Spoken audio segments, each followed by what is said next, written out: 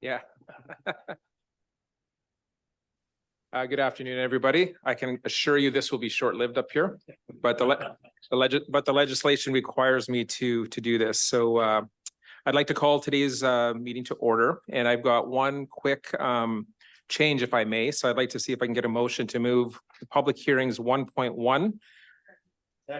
There we go. That was easy. This chair stuff is simple. So all in favor of that change? Perfect, carried. So before we get going, the TNRD acknowledges that we connect with many First Nation communities across our vast regional district, and today we're located in the Tk'emlúps, the Secwepemc territory, situated within the unceded ancestral lands of the Secwepemc Nation. The TNRD appreciates the partnership that we have with the Tk'emlúps, the Secwepemc, and respect the territory and land on which we gather today. So the next order of business, I would like to call on our corporate officer to start with the election of chair, please. Thank you, Chair Hildebrand. I don't get to say it often, I had to. So as set out in section 215 of the Local Government Act, at the first meeting held after November 1st in each year, the board must elect a chair and a vice chair. And the procedure in which this is done is governed by section 7 of the TNRD Board of Directors Procedure Bylaw. The successful candidate for chair will serve in the position until the November 2024 inaugural meeting. Nominations will be called 3 times. As candidates are nominated, they will be asked if they consent to the nomination, after which nominations will be closed. If there is only one consenting candidate, that candidate will be acclaimed as the chair. If there are 2 or more consenting candidates, each candidate will be given 2 minutes to say a few words if they wish, before ballots will be distributed and you will all vote. And if there is an election to be held, then each director gets 1 vote in each election. So I now call for nominations for the position of chair of the TNRD. Are there any nominees? Director Horton. It gives me a great deal of pleasure to nominate Director Barbara Roden for the position of chair. Director Roden, do you consent to the nomination? I do, thank you. Are there any further nominations for chair of the board? I ask a third and final time, are there any other nominations for the office of chair of the board of the TNRD? I declare nominations closed for the office of chair, and as there is only one single candidate, Director Roden is acclaimed to the office of chair of the TNRD.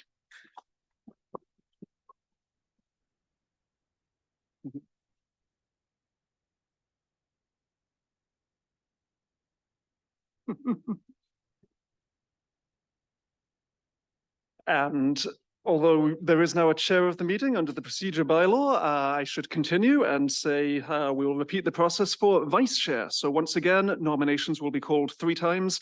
If there is only one consenting candidate, that candidate will be acclaimed. If there are 2 or more, we will have an election on the same rules. So I now call for nominations for the position of vice chair. Are there any nominations? Director Blackwell. I nominate Director Robin Smith. Director Smith, do you consent to the nomination? Are there any further nominations for the office of vice chair?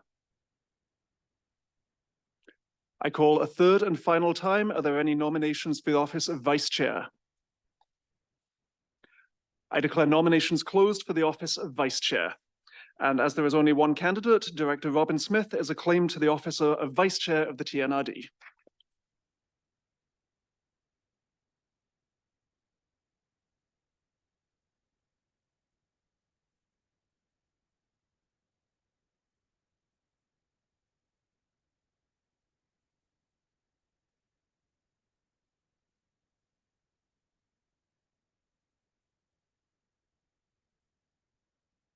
All right, so we move on to public hearings. We do have a public hearing regarding 240 Holloway Drive in Tobiano.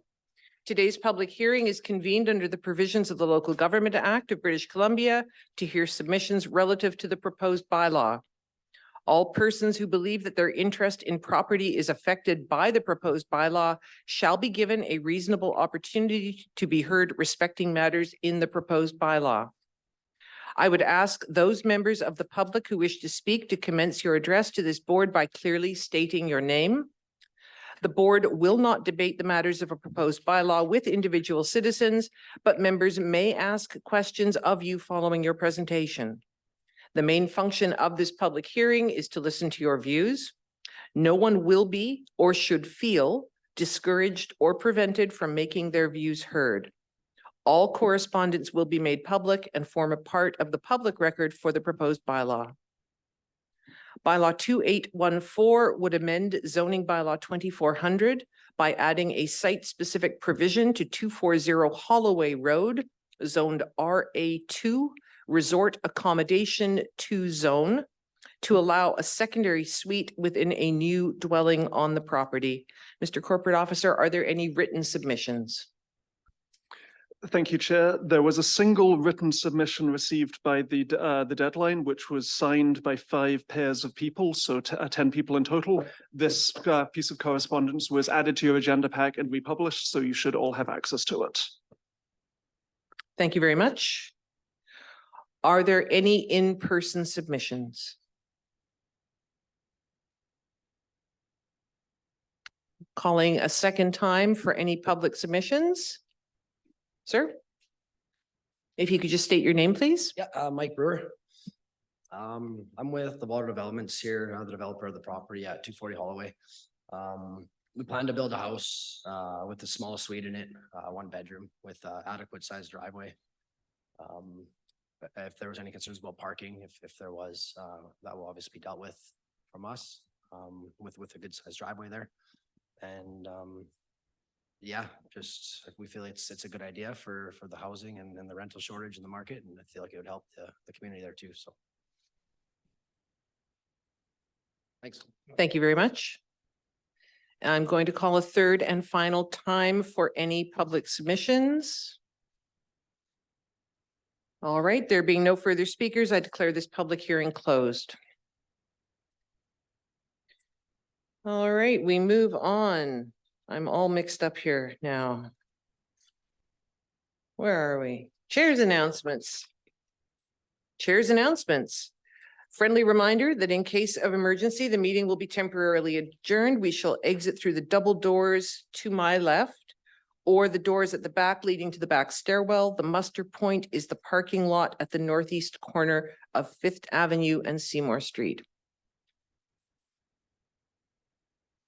And I know no speeches, but thank you very much for putting your trust in me for another year. I'm thrilled to be working with you all again, thrilled to be working with Vice Chair Smith, and look forward to another year, another interesting year of learning and learning myself from you all, from staff, and from the residents of the region of BC's best.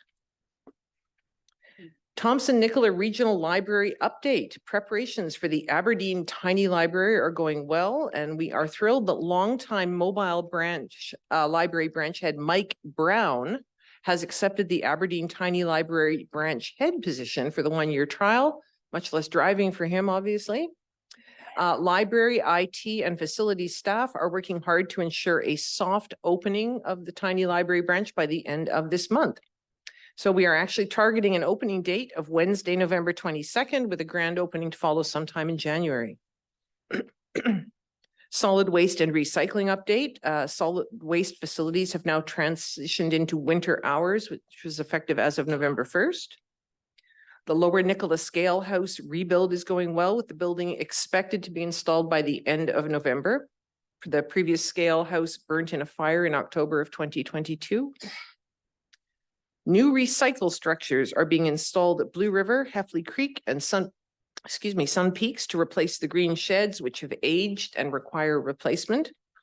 The new shelters are open-faced, allow for easier access for customers, and covered storage to keep materials clean and dry. Upcoming meetings and events. Wednesday, November 22nd, there is an invasive plant management committee meeting. Thursday, November 23rd at 9 a.m. electoral area committee meeting. Thursday, November 23rd from 10 till 2. A reminder that there is a flu shot clinic. If you would like to take advantage of this, please send an email. Thursday, November 23rd, 1:15 p.m. regular board of directors group photo please meet in the atrium on the first floor. You have been warned. And then on Thursday, November 23rd at 1:30, regular board meeting. Today in your blue folders, you'll find a letter of support request from Shakan Indian Band and any regular mail. Are there any additions to or deletions from the agenda? No. Director Grenier? Just the motion that I would like to. The notice of motion, yep, that is later on in the agenda. It's already on there. We have the minutes of the regular board meeting held on October the 26th. Move the minutes. Vice Chair Smith, thank you. Seconded by Director Smith. Are there any errors or omissions? Seeing none, all those in favor, opposed if any, that is carried. Bylaws from public hearing, second and third reading. We have zoning amendment bylaw number 2814. This is an unweighted corporate vote. We do have a report. We do have the one piece of correspondence that was received, and we do have a recommendation. Thank you, Director Laird, seconded by Vice Chair Smith. Comments, questions? All right, Director Stamer, Director Getz. Yes, thank you, Madam Chair, to staff. I'd like a little bit more of an explanation on this parking situation, looking at the width of the roads in Tobiano and some of the concerns that are being raised in as much as the overflow parking, that potential intersection coming up on the green space that's beside this property. And, you know, what kind of problems are we going to have going forward if that's exactly what's occurring? I mean, I've seen where planners start talking about stacking and that doesn't work, and they get onto the road and there's comments of people that are using their garages for storage and parking their vehicles on the road. I mean, it seems to me that the road is not as wide as some of the other roads, say in the municipality of Kamloops, where they've already planned that so that people are parking on the street and there's still enough room to get by. Why is staff recommending this at this time? Thank you. Through the chair.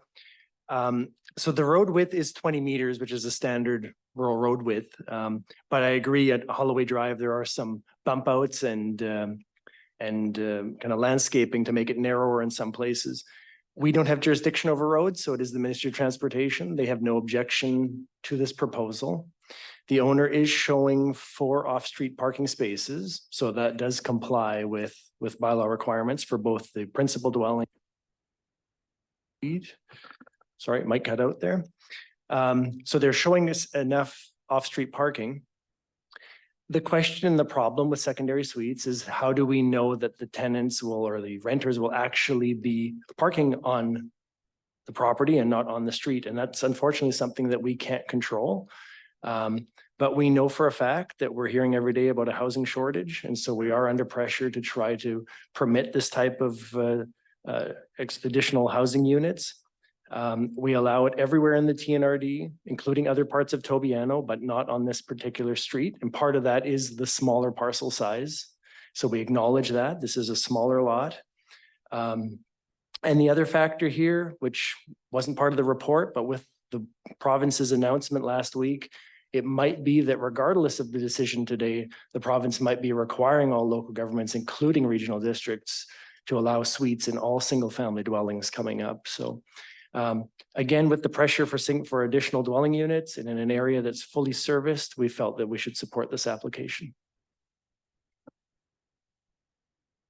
Next, I have Director Getz and then Director Hall. And then Director Grenier. Thank you, Chair. I'm on the same page as Director Stammer. I think we should look at the proposed solutions. They're not saying they don't want it, but they do have some solutions, such as going to 15% on those that are facing onto Holloway Drive. And I do agree that there should be some accommodation. If you're going to be putting suites in, you should have the ability to park off the road. We do that for people that run home-based businesses. Yeah, I think solutions should be looked at on that. Thank you. Thank you, Director Hall. Thank you, Madam Chair. Just a quick clarification point. In the report, it says that it's a suite, and I'm just wondering, is it a one-bedroom suite or is it a two-bedroom suite? Because the correspondence that we received from the group of 10 says it's a two-bedroom suite when we just heard that it's a one-bedroom suite. And when you look at the schematics that was supplied to us, the driveway space, if I'm right, has adequate space for multiple vehicles on the driveway itself. So just some clarification points there, please. Yes, through the chair. So the drawings we have do show a suite bedroom and another bedroom. So it might be two bedroom, but I did hear the proponent just say one bedroom as well. But either way, whether that's a bedroom or not, we're looking at 588 square feet, so 55 square meters. So in terms of suite size, is actually quite small. The home is under construction. It has a permit to build the house and the basement. And what the owners are effectively asking for is permission to take out another permit to meet code and ensure that there's proper fire separation to have a legal kitchen in there.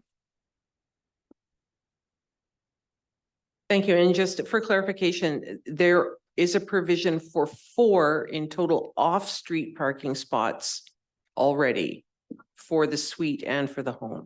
Correct. That's what they're showing total. But again, we acknowledge we don't know if people will actually park there or if the garage will be full, but on paper, they're showing us sufficient parking. Thank you. Director Grenier. Thank you, Chair. The alternate director, Beppel, was quite passionate at a previous meeting talking about visiting this with the community and when that would happen.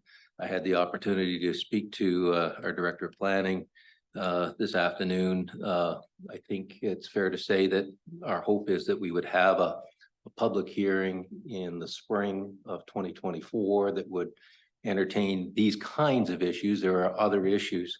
Having said that, if we took the secondary suite zoning that applies everywhere else at Tobiano and you put this application through the checklist, it would pass on its size of house and secondary suite size, the relative size. It would meet that. It would fail on the parcel size. The lot is 60% of the existing parcels must be 1,200 square meters greater in area or greater in area. So it's 60% of a bylaw that doesn't apply in this area. But if we were to look to the bylaw that applies everywhere else, we would say house is fine if it was built on a lot that was, well, bigger, substantially bigger. And part of the root of that is to deal with parking. There is a covenant on title at Tobiano that I suppose somebody has to enforce, but it's the desire was to park cars in garages and not to have cars that are parked in front of garages or certainly on the street. And I see Director Hall laughing at that because, of course, how do you go about dealing with that? But the intent was there. The street was actually designed. It's quite a pretty street because it's got pullouts and it's got little parkettes. And really the question is, the people that bought in there in 2007 bought in under this understanding, not the secondary suite at all, but if we were to say to these people, oh no, we're going to apply a standard that is applied elsewhere, it still would fail. Now, if there's a public hearing that's coming up in the spring, the whole issue of the parcel sizes must be 1,200 square feet. Maybe the people would say, oh no, 1,000 square feet, or maybe 700 square feet, the size of this one is acceptable. But it seems to me that the people that bought in there in 2007 and have been, I mean, this was the original subdivision, have got some legitimate concerns. If this house was built up the street on some of the lots that are larger in size, we wouldn't be having, I don't think, this angst. But that's the background. For those reasons, I will be opposing the application, very much looking forward to a process in the spring that would address this head on, and we'd have some definition from the people that live there. Thank you. Thank you, Director Sarai. No, yep, nope, you're next. Thank you, Madam Chair. Just some clarification from staff. The ministry is in charge of the width of the road. Do we have any ability to put covenant on parking on the property. So if he wants to put a suite in, can we not put a covenant saying that for the suite, whether it's a 1 bedroom or 2 bedroom, those cars have to be parked on the driveway? That's my first question. Through the chair, we can enter into a voluntary covenant with the property owner.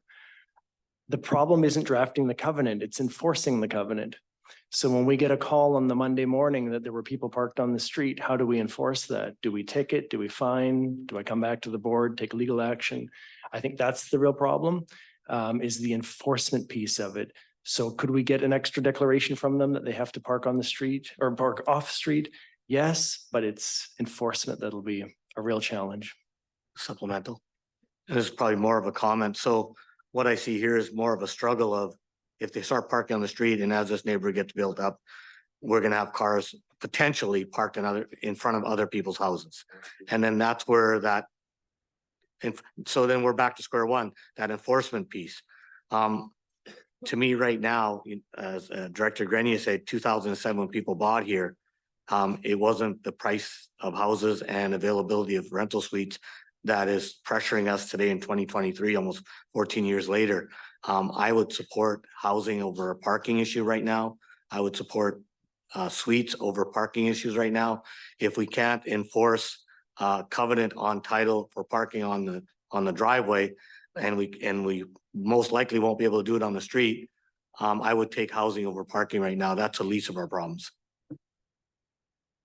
Thank you. I have Directors Middleton, Bass, Newstater, and Laird. Director Middleton. Thank you. Just a bit of a comment is we at this stage of the game, we don't control how many vehicles any individuals can own or park at their residences. This could well be not even a suite. This could be a 4-bedroom, 5-bedroom home. They could have adult children who all have 1 or 2 vehicles. There's nothing to say that even not being suited, that this home might not have 6 vehicles attached to it. We have that all over the place. That's sort of the way things are. So really the only difference here to me in the fact that this is a suite versus just being part of somebody's home is the fact that it has a kitchen in it. And so parking to me doesn't play any part of the equation, because if you were going to do that, are you going to go back and enforce in that entire neighborhood the number of vehicles that individual homeowners can have attached to their residence? Thank you. Director Bass. Thank you. Just a speculative question. Assume the provincial government goes ahead and says we can put suites anywhere at all, and they mandate that any zoning that precludes that is null and void. Is any decision we make today moot? Through the chair, essentially, yes. Yep. Director Newstater.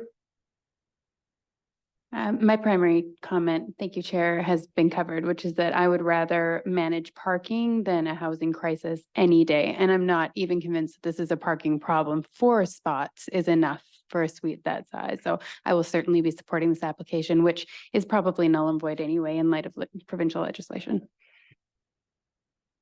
Thank you, Director Laird. Thank you, Madam Chair. The provincial government announced last week that they're going to require zoning changes to accommodate more of the smaller homes, tiny homes. And they're expecting regional districts and municipalities to change their zoning so they can allow up to 3 buildings on a regular city lot. And they also have a $40,000 loan that you can take out right now to put a suite in your basement, and they give you $40,000 and you don't have to pay it back. So there's lots of new legislation coming where we'll be addressing more of these situations. They might not fit into our zoning, but it sounds like we're going to have to address that anyway. I think it has to be done by June the 5th or beginning of June this year. Thank you. Thank you. If you've read the letter that was signed by several residents, on the first page, one of the things that they mention is, during this time, we have seen multiple houses in our Bluff neighborhood bypass zoning regulations around secondary suites In total, we are aware of 5 homes that may not have got proper zoning approval for secondary suites. I applaud the proponents for doing this the right way. I would be concerned that the message we would be sending would be, if you come to us and try and do it the right way, you will get penalized for it, and it will drive more of this underground. And we have no way of enforcing it or stopping it. So anything we can do to encourage people to do things the right way, do it above board, I think should be respected and recognized. Do we have any other comments? Also, the corporate officer has informed me that while the agenda says this is to be read a 3rd time and adopted, this is actually 3rd reading. Adoption will be a separate recommendation. So we are actually debating the 3rd reading of this. So do we have any further comments, questions? So I will call the question, which is that we give 3rd reading to bylaw number 2814/2023. All those in favor? Anyone opposed? We have Director Grenier. We don't have anyone online. All right, carried. So now we do have a recommendation that it be adopted. Director Laird and Director Sarai second. Thank you very much. Any further discussion? On the question then, all those in favor? Opposed, if any? Director Grenier, thank you. And that is carried. We move on to item 9.1. We have a delegation from the Thompson-Nicola Conservation Collaborative. We have a Danielle, and I hope I'm pronouncing your surname correctly, Danielle Toperzer. Topazer, yes, thank you. Topazer, all right, thank you very much. Welcome to our meeting, and we look forward to hearing your presentation. The virtual floor is yours. Wonderful, thank you. Are you able to see myself and my screen clearly? We can see your screen. We see project updates. There's also a photograph, and thank you for the opportunity to speak with you today, but we don't see you. Well, this is interesting. Bear with me one moment. Well, we do have a little thumbnail of you. Looks like you have a very nice forest backdrop, but it's hard to tell because it's very small. How is that? Does that change the view at all? Yes, now your presentation is full screen. Oh, there you go. Now we can see you too. So welcome. Thank you. And okay, and hopefully this still works and you can see me and you can see a full screen. Can you see a full screen of project updates? Yes, we can. Okay, fabulous. Thank you for the opportunity to present to you today. My name is Danielle Topazer, and I am the program manager for the Thompson-Nicola Conservation Collaborative. We've actually, I'm just going to stop you once I get my tongue working again. We now see your entire screen with the slideshow at the side and everything instead of full screen. There we go. Goodness. Oh my goodness. Technology. It's wonderful. It's wonderful. Well, thank you for bearing with me. All right. Well, today I would like to share with you a little bit about our organization and share some updates on 2 of the Thompson-Nicola Conservation Collaborative's core projects. The collaborative operates on unceded territory of the Secwepemc, St'át'imc, and Tla'aqueçalish and Tsilhqot'in nations within the Thompson watershed boundaries. In response to a collective call to action by numerous agencies, organizations, and communities, the TNCC, Thompson-Nicola Conservation Collaborative, was formed in 2021.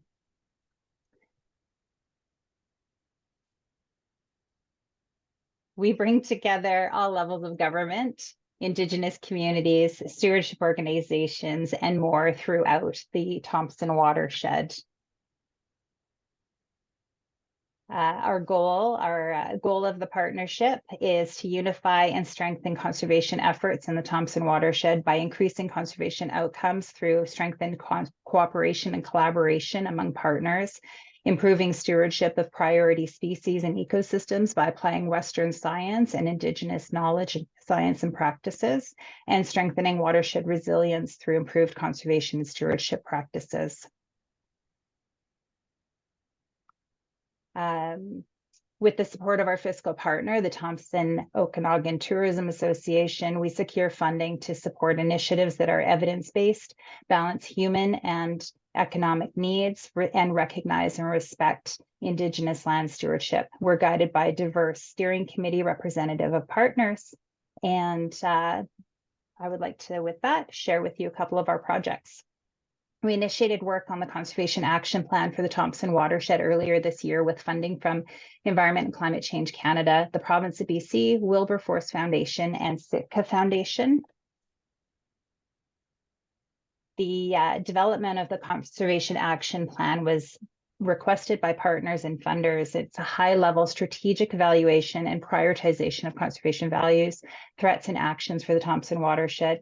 It'll help achieve coordinated and efficient approach to conservation within the region. It's action-based and results-oriented and will serve as a plan to guide regional conservation funding priorities.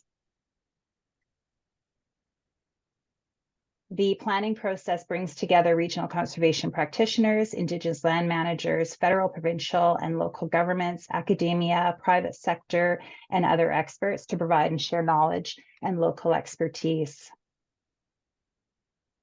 We started the planning process by engaging with Indigenous communities to invite participation and information sharing.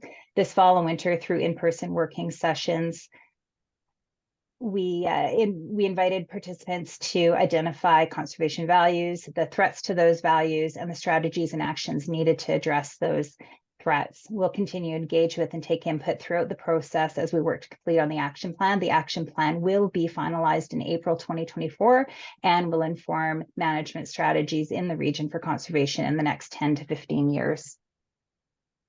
The next project that I'd like to tell you about is the Conservation Planning for Climate Change Initiative. This is a joint project between the Thompson-Nicola Conservation Collaborative and the Okanagan Collaborative Conservation Program.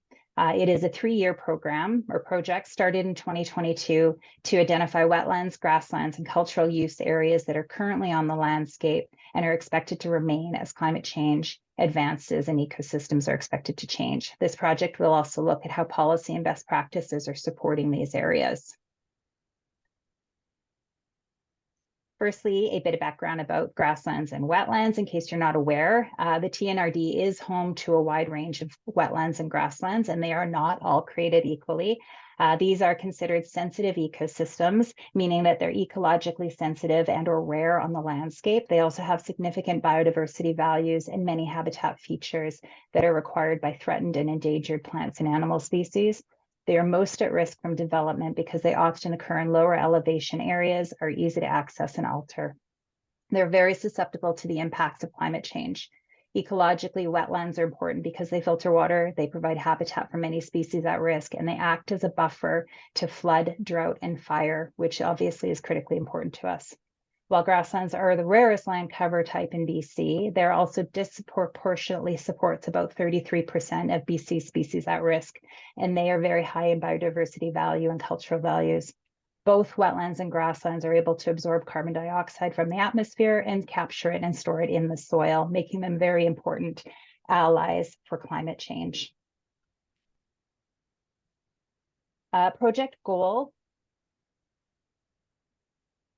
Our project goal is to connect conservation and land use planning to support community resilience to future climate impacts and support sustainable land use decisions.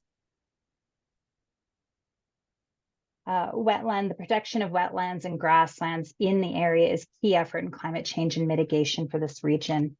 I'm sure that you'll all agree. There is some challenges with in protecting grasslands and wetlands, of course, and that limited data is currently available to accurately show where these areas are found throughout the Thompson-Nicola Regional District. We have been working with UBCO researchers, University of British Columbia researchers, to provide some key missing data. The research team is expanding on existing known data by creating some machine learning that will then be able to predict where grasslands and wetlands are located and how their distribution may be affected by climate change in the long term. This research data will be available by Indigenous communities for use by Indigenous communities, local governments, and qualified environmental professionals.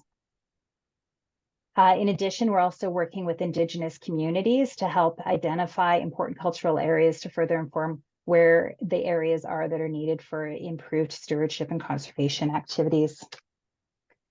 As well within this project, a key piece is to support local governments and Indigenous communities with improved data and mapping to help land use decision making. And to support this, we have completed an inventory of current conservation and climate related policies within each region, as well as interviews with planners and land use managers to identify the gaps and opportunities for improved best practices and policy development.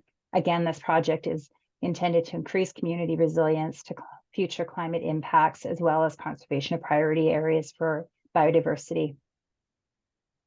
And in closing, I would like to invite the TNRD to consider appointing staff to join our partners for our Conservation Action Planning Working Session taking place in Kamloops on December 7th and 8th, and to appoint a TNRD planning staff member to meet with TNCC within the next few months to explore how how our initiative, the Conservation Planning for Climate Change initiative, can best support local government, land use policy, and decision-making objectives. And then finally, we invite you to join our monthly e-newsletter to stay updated with what we're doing at the TNCC. Thank you very much for that. I think maybe just leave this slide up because I was going to say leave that last slide up because I could see a few people trying to write down the website for staying in touch there. Pardon me, let me pull that right back up. There we go. Perfect. Thank you. Well, thank you for that presentation. Does anyone have any questions? I've got Director Houghton. Go ahead, sir. Thank you, Madam Chair. Appreciate your presentation today. In your working group, do you have part of your working group, does it include folks like the Kamloops Stockmen's Association, BC Cattlemen's Grassland Conservation Council, Nature's Conservancy? Because within the Thompson-Nicola region, those folks well, I don't like using the word control, but have access to a lot of the grasslands and wetlands within our region. And I hope you have working involvement from all of those so it's goes smoothly for you. Thank you. I do appreciate that question. And I am very pleased to say, yes, we absolutely have partnerships formed with those organizations and with individuals within them. We share and collaborate on data. The data we're creating will be open and accessible to all of those organizations and groups. And they also are invited to and are currently participating in our projects, as well as our conservation action planning process that's taking place in December. So I'm pleased to say, yes, we are collaborating. Thank you. Director Sarai. Yeah, thank you, Madam Chair. Thank you for that presentation. Just a question on decommissioning some dams that are in our area of TNRD. The province has mandated that some of them that aren't monitored on a regular basis come down. How will that affect your wetlands and in fact your drylands? Because if the dams are coming down, have they given you any heads up of what that will look like? That map you showed could be looking a lot different in 5 years. It could indeed, and the map is taking a look at the data that we currently have available as it stands right now. Certainly there will be things that continue to change on the landscape. Also, as climate change advances, that will be changing the look of the landscape as well. So the data, the interesting thing about the machine learning data is that it is capturing data in an ongoing basis. So it will always be kept up to date, and we'll track those changes on the landscape. Thank you. Any other questions or comments? I see that you're asking for staff to perhaps take part in the session in Kamloops and to meet with you. And if you haven't done so already, then I'd suggest reaching out to staff just to set up those connections and just make those make that connection with staff. The other thing, Director Hayward, I suggest maybe getting in touch with the Invasive Plant Management Committee just to see if perhaps you wanted to talk to them about maybe just finding out when their meetings are taking place and just coming in. I think you might have something to certainly contribute to that particular committee. Yes, I agree that it's a very good idea. Thank you. Any other questions or comments? Well, thank you again, very much again for your presentation. Look forward to Thank you. hearing further updates. Thank you, Madam Chair. Thank you, Board. Have a wonderful day.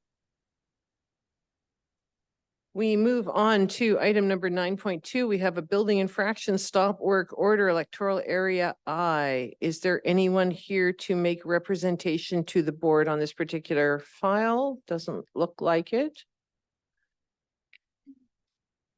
No. And 9.3, building infraction stop work order electoral area E. Is there anyone here to make representation to the board regarding this file? All right, we move on again and circle back to building infraction stop work order in electoral area I. We do have a staff recommendation. Director Thorpe makes the motion. Thank you very much. Seconded by Director Laird. Discussion? Seeing no discussion on the question, all those in favor, opposed, if any. Thank you. That is carried. Item 10.2, building infraction electoral area E. Director Ranta, thank you. Seconded by Director Smith. Any discussion on this? Seeing none on the question, all those in favor, opposed, if any. That is carried. Item 11.1, zoning amendment bylaw number 2817-2023. We return to Birch Island. Sounds like a Disney movie from the 1970s. Sorry. And we do have a staff recommendation. Thank you, Director Sarai, seconded by Director Sow. Thank you. Any discussion on this? No. I'll just say again how lovely it was to view Birch Island, to visit there on our meeting in August. It's nice to be able to picture it when we talk about it. And it was very lovely. So on the question, all those in favor, opposed, if any, that is carried. Item 11.2, another place that we can all picture, zoning amendment bylaw number 2826 in area B. We do have a recommendation. Thank you, Director Onslow, seconded by Director Thorpe. Discussion. Any discussion? I said this to someone earlier this week. I love floor plans and I would love to see a floor plan of a 4-bedroom, 11,000 square foot house. But any discussion on the question then? All those in favor, opposed, if any, that is carried. 11.3, automated refuse and recyclables collection bylaw number 2794. We have a recommendation. Okay, Director Onslow and seconded by Director Thorpe. Moving, the recommendation is that it be read a first, a second, and a third time. Is there any discussion on this? All right, on the question, all those in favor? Opposed, if carried. Thank you. Okay, hang on. Director Blackwell, Director Ranta. Any discussion on the question? All those in favor? Opposed, carried. Move 3. Move 3, Director Stamer, thank you. Seconded by Director Hall. Any discussion? On the question, all those in favor? Opposed, carried. And we have a fourth recommendation.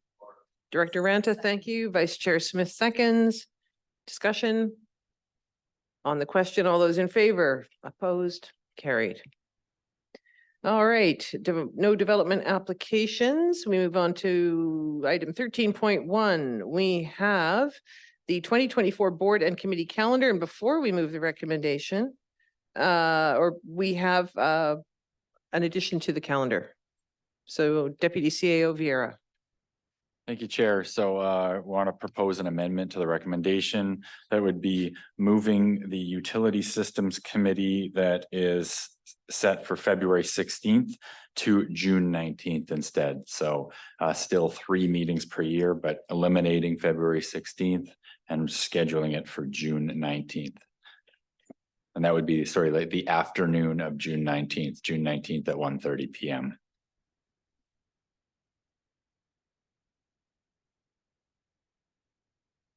So now we do have a recommendation that the calendar as amended be Accepted. So do we have that recommendation? Thank you, Director Getz, seconded by Director Middleton. Discussion. No discussion on the question then. All those in favor? Opposed, if any? That is carried. All right. The one we've all been waiting for. 13.1.2, Emergency and Disaster Management Act. We have a report. This is for information. I'm sure that there will, I'm just going to say in advance, I'm sure there will be a fair bit of discussion. I expect it to be robust. So please bear with me while I take names afterwards, and everyone will have a chance to speak. Mr. Skrepnik, take it away. Good afternoon, everybody. So Marnie's just in the process of getting this loaded up for us.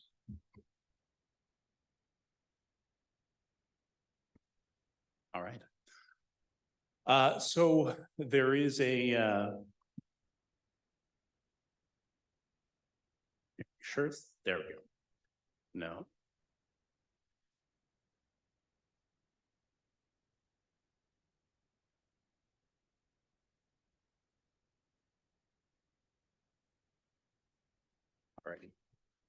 Alrighty. So good afternoon.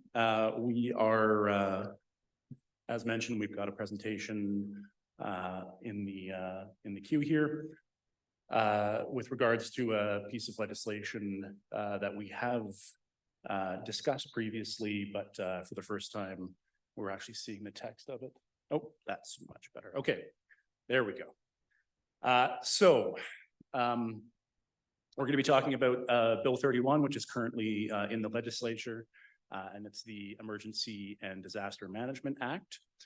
Now, we had kind of delved into this a bit at Committee of the Whole in the spring with what we were anticipating to be seeing in this new legislation.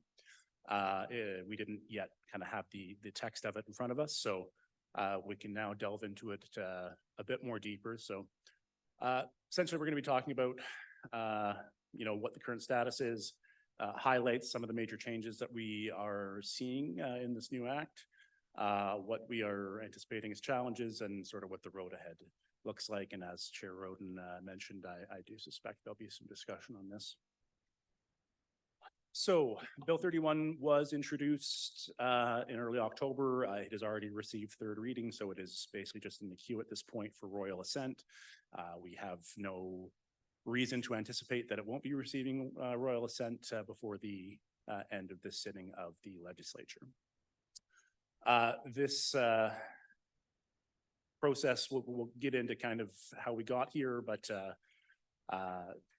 there was not I'll say it's a long process, but the amount of kind of input and engagement that we likely would have preferred to have seen certainly, did not occur. But we're kind of looking forward here on what we can do to make the best of things. Now, there is the Act itself, which is as I mentioned, the Emergency and Disaster Management Act. And then there's going to be a number of subsequent regulations that are ostensibly going to get more into the nuts and bolts of how things are actually going to be implemented. Having said that, though, to put it in perspective, the piece of legislation that this was replacing was probably about 15 pages. EDMA, as we call it, is over 120. So quite a bit more comprehensive, yet still finds a way to be incredibly vague on areas where it matters most. So this legislation is going to replace the Emergency Program Act, I should say. The EPA has been essentially unchanged since 1996. And I think we've certainly had discussions in the past year about some of the limitations and the frustrations of the current framework, particularly in terms of the responsiveness that we're forced into. The current act is very much centered around the concept of imminent risk. So often we aren't empowered to do anything about an emergency until in some ways it's too late. This was fairly antiquated legislation. As I said, it was updated in the mid-90s, but really was fairly rooted in kind of Cold War civil defense concepts and the Federal War Measures Act. So the province has been undertaking this update for quite some time. And that's why I kind of waffled at the start here when we start talking about engagement. This process started in 2019 and there was engagement happening at that point with local governments. But of course, since then we've had COVID-19 and multiple wildfire and flood seasons that have really set a new benchmark in terms of what our reality is going forward. And unfortunately, there wasn't really any space made for engagement after we had made it through those events. So some highlights of this new legislation. So, and I'll say, to put into context what we're going to be talking about, the overall intent and the trajectory that this legislation is taking is one we support. These are necessary changes that need to be made. As I said, the current framework had a lot of restrictions. So things are moving in a good direction. It's really just going to be, I think, the growing pains as we get into a bit of a new framework. So as I mentioned before, up until now, we've been fairly focused on the response phase of emergency management, whereas sort of the internationally recognized framework talks about mitigation and preparedness ahead of an event, the actual response itself, and then the recovery afterwards. So this new act is going to, it's striving to better address all four of those phases instead of just being reactive. This is also the first major piece of legislation that has come through the legislature in this province that was developed in accordance with the UN Declaration of Rights for Indigenous Peoples, as well as the province's Declaration Act. So there are some pretty critical things in that vein. It does affirm the right to self-determination for First Nations in terms of emergency management activities on their traditional territories, and we'll get into that in a little bit. And then it does also put into place requirements around consultation and coordination with nations in all four of those phases. So not just during the response phase, but beforehand and afterwards as well. Some other significant changes to pull out, particularly salient for us. The Act does set forth a bit of a framework in terms of what are called multi-jurisdictional emergency management organizations, or MAJIMOs. And if anything else, I hope they can come up with a better acronym for that. But there was nothing stopping jurisdictions from kind of forming, cross-government entities before. An example, close to home here is in the central Okanagan, where the regional district, the municipalities, and the West Bank First Nation have a kind of a combined emergency program. So there was nothing stopping governments from doing this before, but the province is trying to put a bit more of a focus on that aspect and providing a bit more structure so that it's a bit more streamlined if governments do want to do that. And that can be between local authorities, regional districts, First Nations, the provincial and federal governments. So there's a lot of different kind of avenues this could take. There's going to be increased requirements for risk assessments, and we'll delve into this a bit more in some of the challenges, but for a regional district, particularly one of our size, difficult to kind of parse what exactly is going to be required of us. The Act does state pretty plainly that Crown land still remains the responsibility of the province. So we need to understand where our responsibilities begin and end, and where the provinces, kind of are commensurate to that. There's going to be a requirement for business continuity plans, and a lot of that I would speculate stems from COVID-19. Again, not something that we're opposed to, but and something we're finding with a lot of aspects of Bill 31 is our perception, at least, is that the province is taking a lot of issues they've identified and are kind of trying to solve it all with one piece of legislation, as opposed to looking at it in a bigger picture. And expanded responsibilities for local governments, and again, I'll delve into some of the challenges here in a bit, but they've added what they refer to as security threats, so terrorism, rioting, things like that. From a regional perspective, that's again, we're not quite clear on how that's going to work, given that we have no role in law enforcement.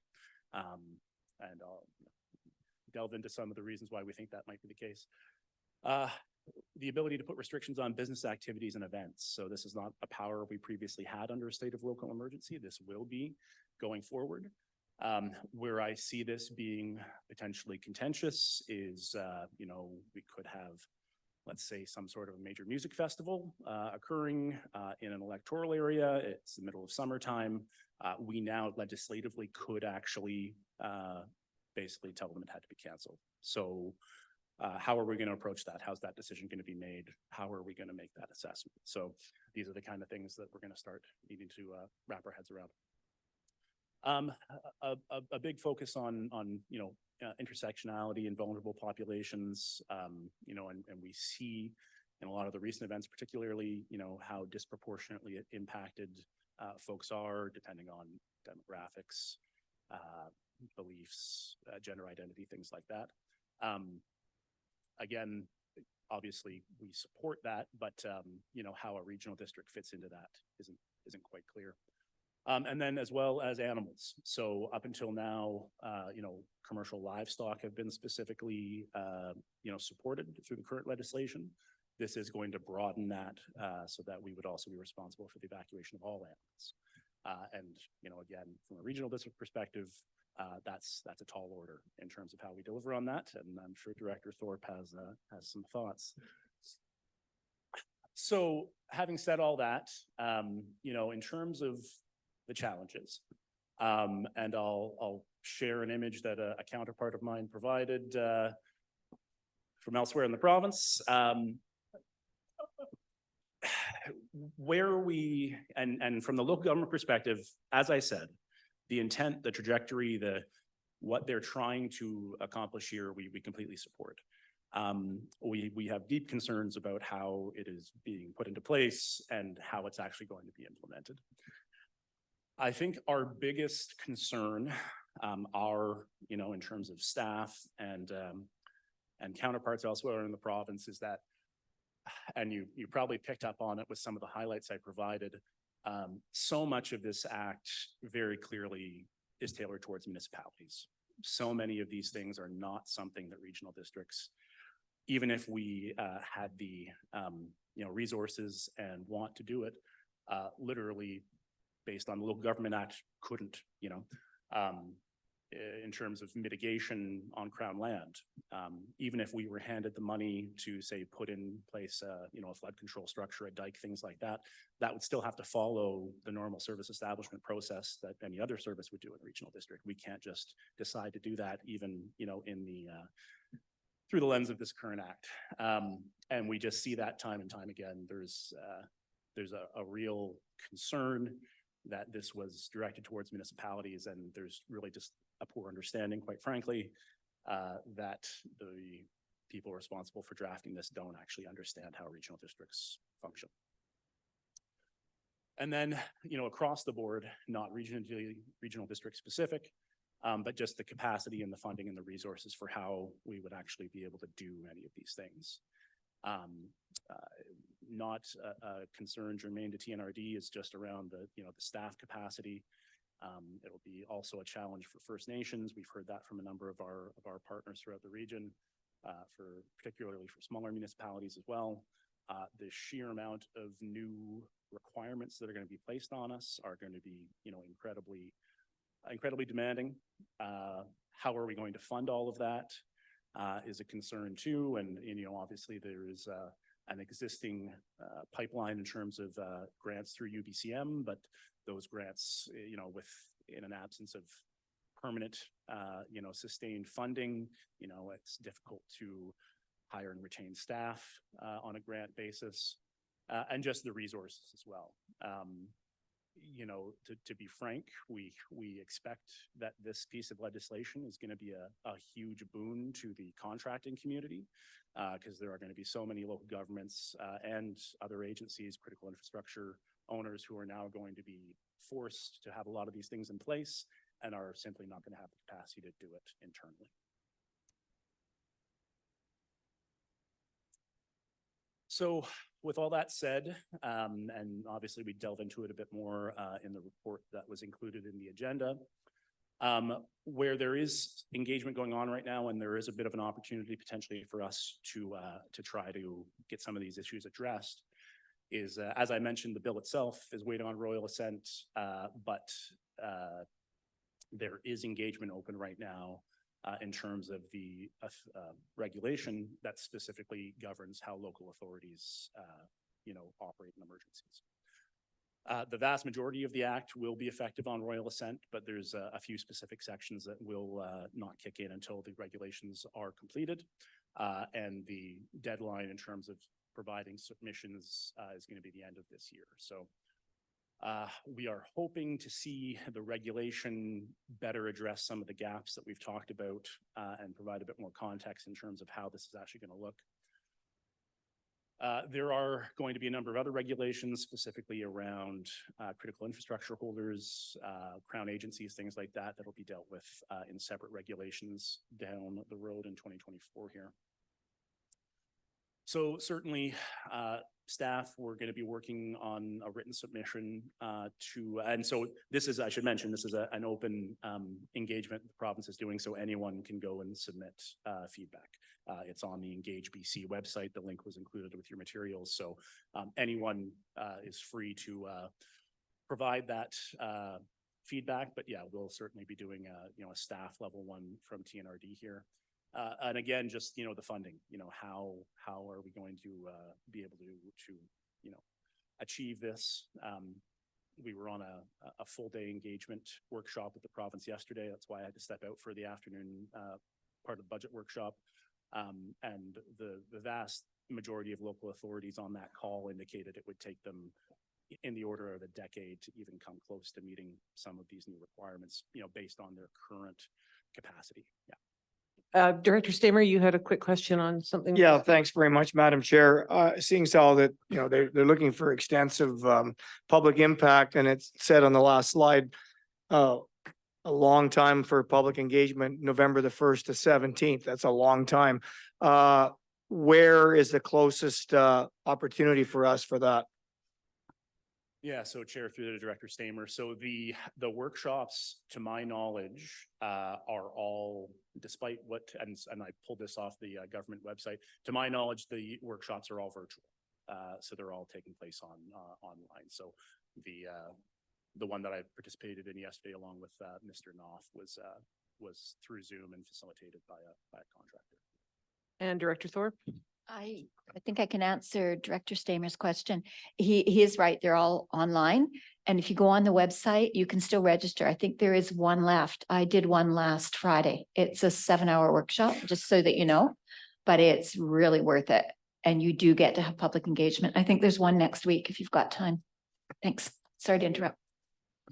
Yeah, the workshops were, they were doing 3 in total, and they were supposed to be geographically specific, but it seems like everybody's just going on all of them. So the workshop we had yesterday, there was a number of folks from the Lower Mainland. Yeah, so it is all over. So yes, there is still an opportunity, and that information's on the website.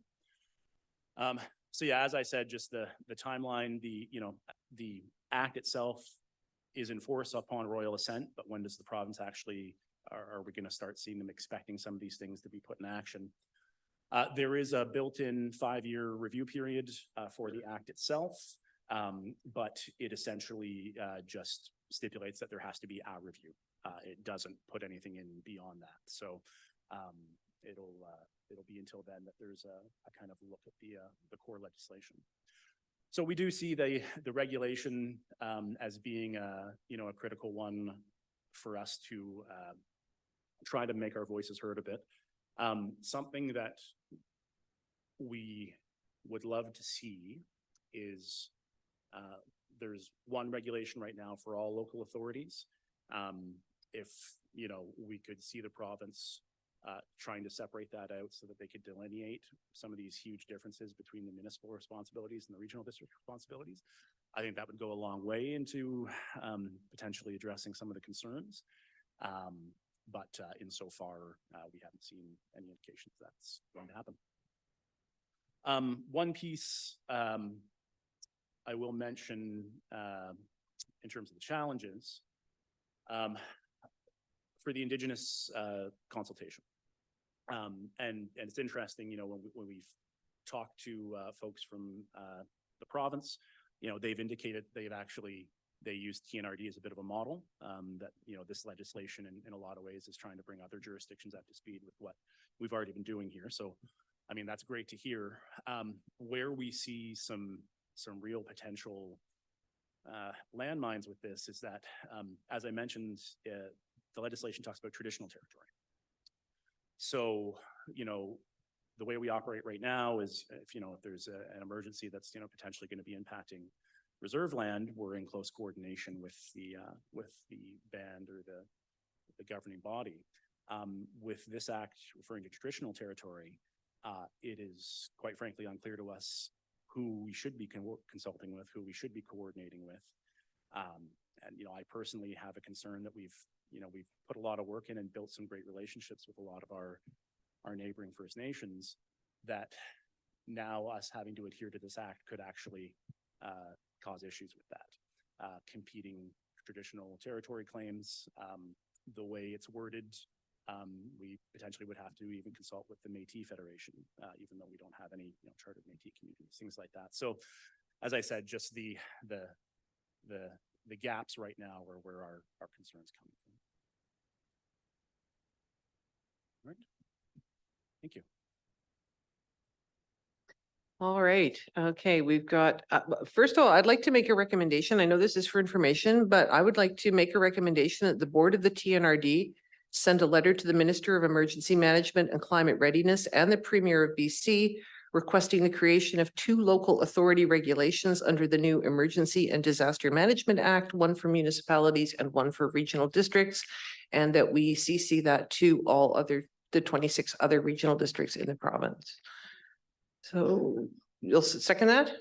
Thank you very much. I do have it written down, Mr. Corporate Officer, in case you need it. Thumbs up from the Deputy CEO there. So on the recommendation, and I guess this really opens it up to comments about anything. So I saw Director Houghton, I saw Director Blackwell. All right, Director Laird, Director Newstater. So we'll start with you, Director Houghton. Thank you, Madam Chair. Kevin, is this something that your concerns could be addressed, or is it a part of the agenda for the Premier's task force that CAO Hildebrand sits on, that can speak directly to somebody and share the concerns? Is that part of his mandate, or is that something you could ask him to do? Or Director Houghton, through the chair, Director Houghton, the mandate of the task force, there is some overlap, but they were given a specific set of, I believe, 9 areas that they're looking at. And the expectation, my understanding, is that they, turn around some recommendations by February of next year that would be actionable before we're into kind of flood and fire season. So there is certainly going to be some areas where there's overlap, but they're looking at some fairly specific pieces, particularly around wildfire suppression, ESS support, things like that. So. Thank you, Director Blackwell. Yeah, through the chair. Yeah, there's lots that concerns me on this one. One of the biggest ones, though, it's constant struggle that's been discussion with CAOs lately is staffing. It's sort of a 2-part question. How much is it? What's your feeling on how quickly, once we actually know what we're talking about, that you all can get up to speed on this as the TNRD, and then is the current capacity within the TNRD, and this stretches out to the local communities as well, how many human beings are we going to need for this, and who trains them, who offers this training in British Columbia, and what happens when the people with the resources steal all those people and leave the rest of us out there in the cold? And it just seems like such a rush to get this done without putting the human beings or the training programs in place to get us all up to speed, say over a 2-year period or a 3-year period. There's a lot in there, but pick what you want out of there. Yeah, Chair, through the Director Blackwell, those are reasonable questions without reasonable answers. Yeah, particularly in terms of the broader capacity piece.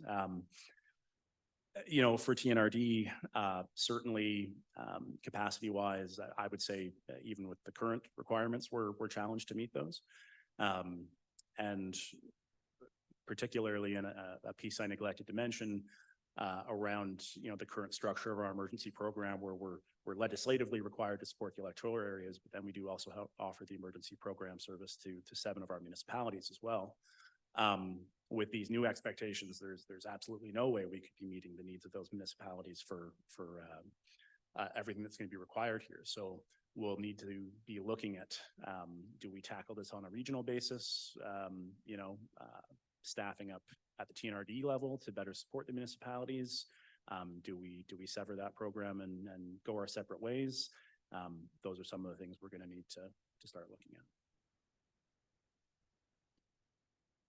Yeah, and that was one of my major concerns all through this conversation when it was first brought up is communities like ours that rely on the TNRD system, where are we going to be at, and how quickly are we going to know that decision as to whether or not the TNRD may have to step away from their participation in our emergency management programs.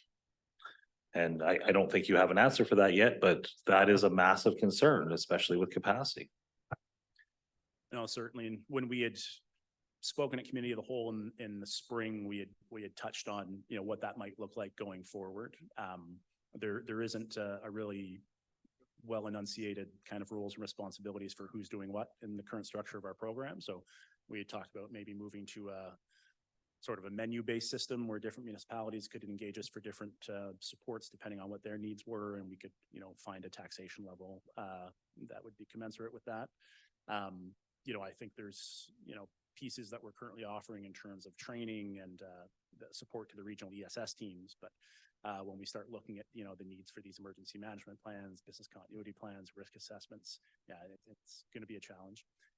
In terms of the service establishment, I think the corporate officer could probably better address that. But there is a process there. If we were going to be looking to disassemble that service, it would certainly have to go to the board as well as the councils of the constituent municipalities.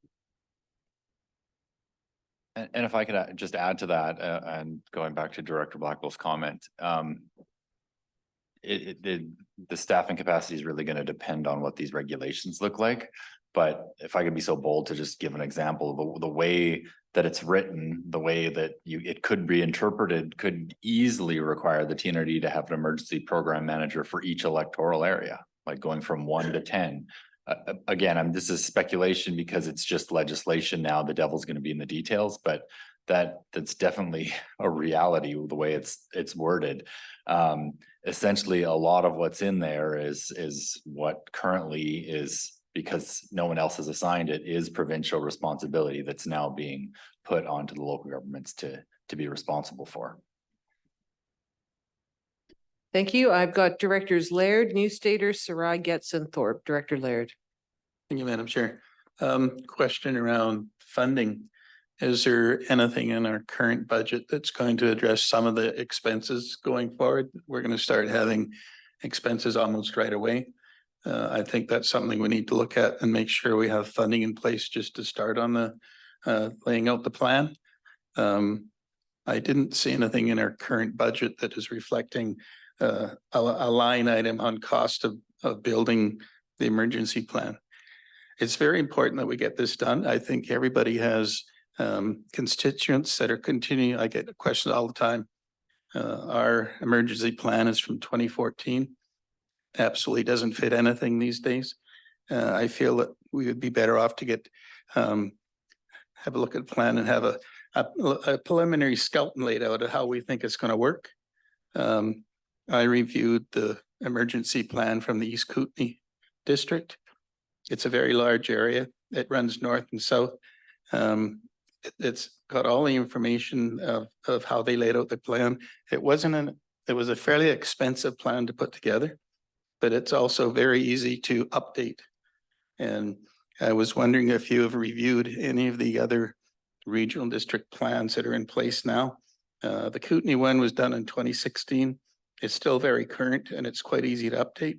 And I haven't looked in any others. So I think we need to look and see what other regional districts are doing already and see if there's anything that might be able to use as a skeleton plan for our regional district.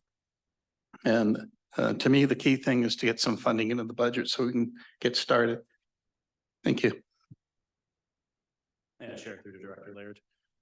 Yeah, CFO Fox conveniently misplaced our $5 million funding request, so didn't make it into the budget, I guess. But no, there is, there was some modest increases to our budget for next year, just based on some identified needs, operational and capital. But given the uncertainty still and the lack of clarity around how this is going to look, and not just from the legislative process, but also in terms of some of these multi-jurisdictional organizations, what that is going to look like, who is going to be doing what, who's going to be staffing what. This whole MGEMO concept is an interesting one, but I think for a regional district in particular, we are going to find ourselves in a situation where we already have existing partnerships in a number of areas. So we sit at what's called the Lakes District table with ourselves, Squilax, Kulu, Adams Lake, Chase, CSRD. We have a Nicola Valley informal group that meets quarterly of emergency managers. The Kamloops group that we've formed with the city and Tecumseh to Shawhatma. We could see all those turn into these MJEMOs. I know that Mayor Coyne in Princeton has talked about Merritt, Hope, and Princeton forming some sort of a kind of a geographic based one. So that's all well and good, but then how does the regional district fit into that, where we potentially could be a part of a dozen of these? Are we taking a leadership role in all of them? Are we a participant in some of them? In terms of the plans, so we have an overarching emergency plan for the regional district, and then we've got kind of community specific plans that are a bit more evacuation oriented, and those are the ones that you'd reference. So we did secure a CEPF grant this year to start the process of updating some of those evacuation plans. There's 16 right now for the electoral areas.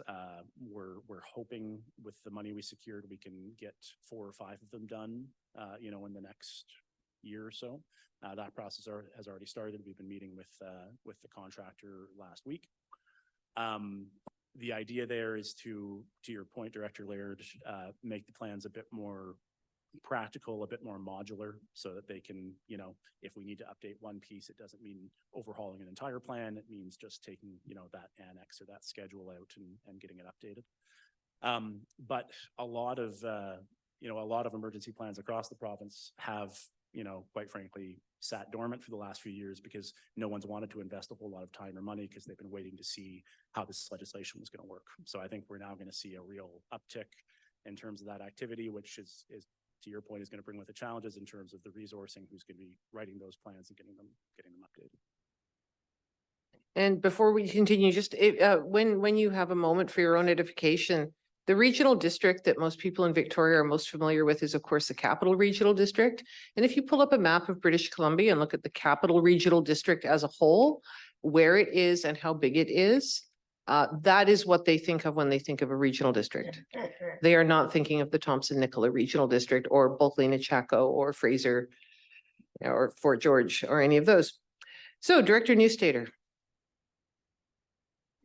Thank you through the chair. Thank you, Manager Skrepnik, for stick handling this significant challenge. And also for a really clear report to the board that points out those challenges. Our job as a board is certainly to come alongside staff when there is a political challenge that interferes with your ability to do the job, and certainly will impact our bottom line to a significant degree. I think mine is a two-parter. The first one being, how are regional districts already working together collaboratively to address this? This feels to me like something that's going to require a full court press to get the attention of the province and really highlight what the chair just pointed out, which is the significant challenges for regional districts in the rest of the province and considerations that don't happen. So are there already collective conversations that are happening amongst comparable regional districts so that there can be a united front when we come forward, and then likely supplemental? Yeah, Director Newstater, through the chair to Director Newstater. Yeah, there's certainly informal conversations happening, daily. Not just with the, regional district counterparts, but with other local governments as well. But yeah, particularly, our concerns aren't specific to us by any stretch of the imagination. This is how just about every regional district is feeling right now. Just given the geographic scale, the limited tax base, and the expectations that are coming. So there has been, discussion about trying to get, some sort of a informal or formal group together. That was something that was suggested to the province yesterday as part of that engagement workshop that we were a part of. To be candid, based on the engagement we've had in so far, I'm not terribly optimistic.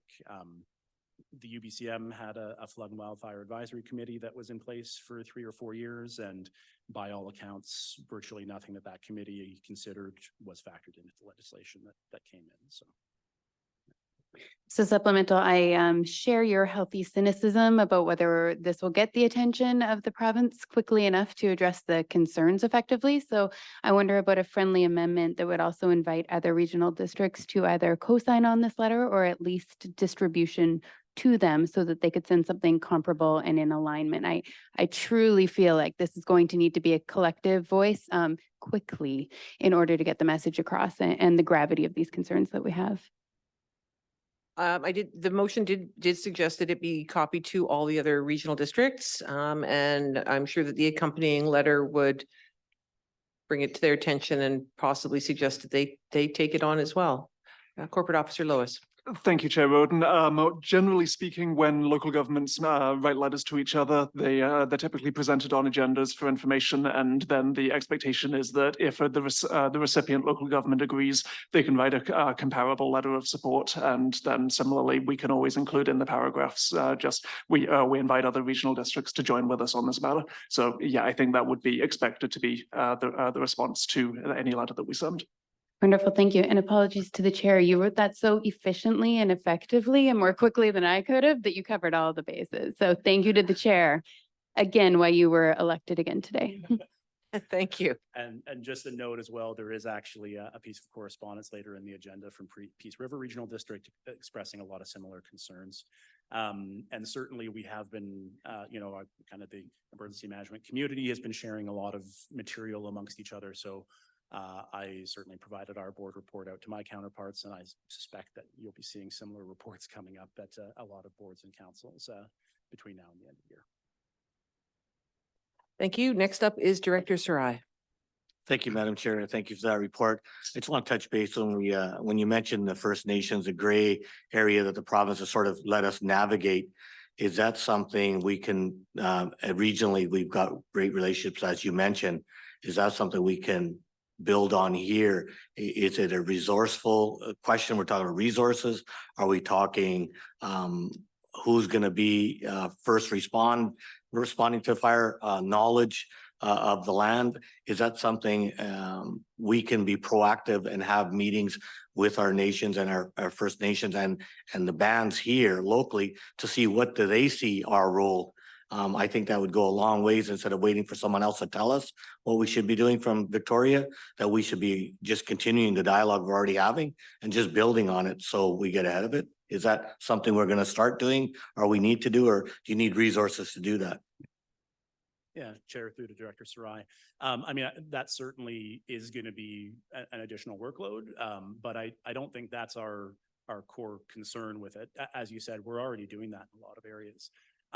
Where this legislation gets quite muddy again is around the traditional territory piece. So if you were to go to the province's consultation, online tool and drop a pin in any given area, there could be 20 to 30 different nations, that consider that to be the traditional territory. So how do we as a regional district know, who should we be consulting with, not just to fulfill our requirements under this act, but just to morally be, forming the best partnership we can with our neighbors. And I'll be frank, there's a number of my First Nations colleagues have the exact same concern, not only from the uncertainty aspect, but also in terms of their own capacity. They have the exact same funding challenges we do. There is, federal money through ISC in terms of funding emergency program coordinator positions, but again, they are grant-based. They're usually time constrained as well. And, by the time someone's gotten up to speed in the role, either the funding has run out or they've moved on to a different position, things like that. So the nations as well are concerned that they're now going to be overwhelmed with all these requests for consultation and coordination. There's a piece of that kind of in the beforehand process, in terms of all these new plans that we're going to have to be developing, consulting with them at that piece, but it's even going to be in terms of the tactical decision making around evacuation orders and alerts, things like that. There's language in the act that, speaks to, in life and death situations, if we weren't able to check every box that they've given us, it's, we are allowed to do that, but obviously we want to be, honoring the intent of the legislation and coordinating where we can. But, how do we do that in a dynamic situation where things are changing quickly? And, we're trying to get people out of harm's way. So whatever we can do to streamline that and clarify it. So, yeah, I think, the fact that we've, set up Mr. Kelly's position in terms of the external relations piece, I think, on Corbyn's first day, I provided him some notes about this and said we were probably going to be becoming quite familiar with each other because, yeah, I think that's going to be a huge piece. Yeah. Supplemental. So just as everybody knows, Silga will be holding our convention here next May. If there's anything our association can do that is, 37 villages, districts, and municipality in the southern region here, we'd be more than welcome to facilitate or help start some dialogue within our communities, and that includes the First Nations. Thank you. Director Getz, then Directors Thorpe, Sow, and O'Reilly. Thank you, Madam Chair. Just after everything we've gone through in Merit, we actually this year have a full-time FTE for Emergency Management Coordinator. We have now a dedicated ECO, which is ready to go at the drop of a hat, and a highly trained ESS. So we know we kind of just knew this was going to be coming. So we've decided to do that situation. The one thing that concerns me about all of this is when you go through an event like we've gone through and Cache Creek has gone through, this is a great thing to bring forward, but DFA and DMAF don't actually work together at all. So I see this as a great thing, but the provincial government has to start talking about how they're going to work with the federal government to get recovery that makes any kind of sense. Because right now, in order for us to get any kind of recovery, the province has to be on board. But the feds don't talk to the province. So we go to the province says, hey, everything's great, we're on board. We don't have any money. You talk to the feds say, well, we're not sure where we are. So in order to do our CLAP, Clearwater Land Acquisition Plan, we actually have to go through the Ministry of Forests to get land buyouts, which is now changed to Walrus halfway through our event. So that's the bad side. But the one thing I'm pretty excited about is the registration or the restrictions on business activity and events. Let me paint a scenario, and Mr. Lois will probably confirm this for me. We had August, I take you to August, 38 degrees, level 5. You couldn't even light a cigarette in your backyard. We had an event in the TNRD that they were going to be juggling with fire, having bonfires going all day long, and fireworks going at night. And the name of the event was called Burn the Forest. And there was absolutely nothing we could do to shut that thing down. And it went ahead in a level 5 drought. And I got to tell you, any event that starts with like burn the forest or blow up your community probably should be looked at, because I'm glad that part's coming, because thank you. Chair through to Director Getz, I was going to include a photo of the subsequent mill fire that occurred during that festival, but I didn't want to trigger anyone. So, but that's a great example. So now, without getting too far into the weeds, we do have a special events bylaw. That property is exempt from it at the Music Fest grounds. But yes, with the new legislation, we would have the ability to step in a situation like that. Thank you, Director Thorpe. Wow, burn? Yes, I'd have been panicking. I did that workshop last Friday, and it was mostly people from the north, because obviously I was in committee the whole yesterday. What came out of it it was really interesting. And I totally agree that we need to have a municipal and a regional broken down into two. Especially, for example, it came to the risk areas. And when that came up, how did you figure out a risk assessment area? Not to pick on Capital Regional District, but there was a woman there from Capital Regional District, and she said, well, that's really simple. You just do it from a fire protection area. And I'm like, no, no, no. You don't understand. In our regional district, Area I, for example, I've got one. It's part of an improvement district. And I've got more than 5,700 square kilometers. That just doesn't work. So there is a real inequity in terms of understanding. So I think that really does need to be addressed. With respect to the First Nations, there was a lot of discussion around how do you figure out traditional territory without stepping on somebody's toes. And we talked about the lack of engagement that we could potentially experience. And part of it being a capacity issue, because as regional districts, we're scrambling. But what about some of these small First Nations? They don't have the capacity. So how are they expected to do this engagement? So I think those are things that really need to be addressed, and how we need to look at two separate kind of, no, one size simply does not fit all. And I think that we need to make that really clear. Director Laird was kind enough to share the East Kootenay program with me, and it was excellent. It was laid out really clearly, and it looked like it was very easy to adjust as legislation changed, and they were clearly defined who did what.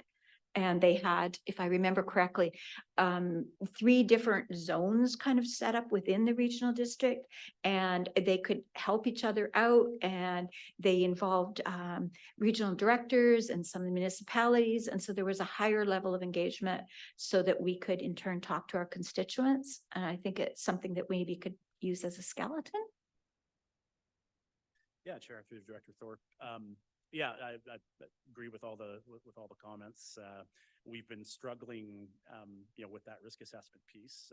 Again, the language of the Act on one side says the Crown's responsible for those risk assessments, but then it also says we're responsible for all the risk assessments in our boundaries. Which indicates to me that people who were drafting it don't understand that in a regional district, it's essentially all Crown land. So yeah, and I've heard the same thing around fire protection areas. Do we look at it in terms of population density? There is also the wildland urban interface layer that the province has that ostensibly is based on the location of structures. There's no real good answer right now. There is an indication that the province, when these regulations come out, they are going to try to address to one degree or another how we approach that. What constitutes a community? Is it the 3 houses at the end of the road, or is it Savanaugh or Pritchard? What's the threshold in terms of how granular we need to be? And yeah, the East Kootenay example, and it's a good one, and I think it sheds a light on, another challenge is that there's no 2 regional districts in the province that are handling emergency management in the same way. You've got programs like ours that are a bit of a blend. The Fraser Valley Regional District has absolutely no engagement with municipalities. They are only looking at the electoral areas. And then you've got ones such as East Kootenay or even Columbia Shuswap, where it's a totally combined program of the large municipalities and the regional district. So they, have a bit more resources, a bit more funding to tap into, because it's also involving the large municipalities, where in our case, the Merritt, Kamloops, Logan Lake, and Sun Peaks aren't part of our program. We're supporting the smaller population municipalities. So that obviously has an impact as well in terms of the resourcing and the levels. Director Sal? Thank you, Chair.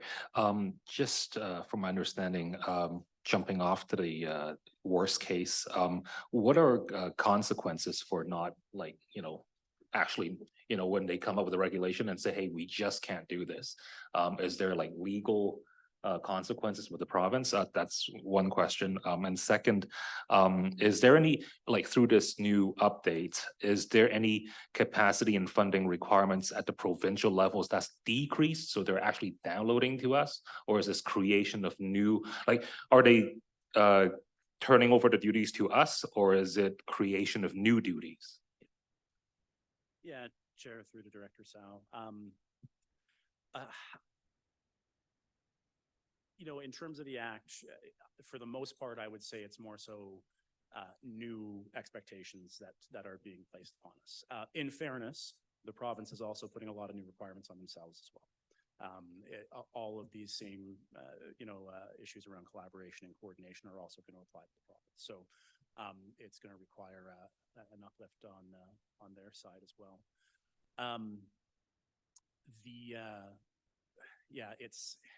It's just so, uncertain what it's going to look like. In terms of the enforcement, yes, in fact, they actually are beefing up that aspect of it. There's going to be an entire regulation dedicated to compliance and enforcement. They're going to have the ability to audit our plans. They are going to have the power to, at any time, request a report be provided to them within, I believe, 120 days on anything the minister deems necessary. So those are some of the pieces, again, where, it's just an unknown in terms of what that's going to translate to in terms of workload and expectation. Yeah. Thank you. Any further questions, Director Laird? But I think that what we need to do is just put together an action plan. We know what we're doing now for protection planning. And we know we have a pretty good idea what the provincial government is looking at. So can't we put an action plan together that, we're gonna, and lay it out so that we're gonna accomplish this by this date. And for instance, there's some very simple things that we need to do to update our current action plan. So can't we put a timeline together of where we expect to be? And you can always adjust timelines, but if you don't have a start and a finish, it's really hard to get started. So you have to decide what you want to do first and then just work your way through it. And when the new legislation comes down, that's when you need to start working it into your plan. If we sit and wait, I got elected in 2018. I was told in 2019 we'd have legislation for a new action plan. 5 years has gone by. I've asked for an action plan for my community for the last 5 years. And I continually we can't do anything until we get the information from the provincial government of what we need to do. We already we already know what we need in our communities. We have to decide how we're going to work with in my area, it's Merit and the reserves. They all have, the reserves have funding to build their own plans, but it all has to be integrated. So if you could put an action plan together and say how we're going to move forward, I think it would be a start and a finish. Thank you. No, yeah, Chair, Director Laird, yeah, we're certainly not going to be waiting for the regulations to sort themselves out to start down that path. So yeah, no, we already have a fairly clear picture of, what's going to need to be done in terms of the plans. There's also some administrative pieces that we need to clean up as well from a bylaw perspective that we had talked about in the spring too. So now that we've seen the legislation, we have enough information to start moving ahead on a lot of those things. And we'll have to see how the rest resolves. But yeah, no, we're certainly not going to be waiting and seeing anymore at this point. We've got a good enough idea of what is going to be required. Is there any consideration of having a consultant that can do some of the work so that we can hire and have like you can give the consultant what you want to have done? Because obviously we don't have enough staff to do that whole plan. So I think we have to look at having a consultant that's familiar with building emergency plans and assist the TNRD in helping do the whole district. So thank you.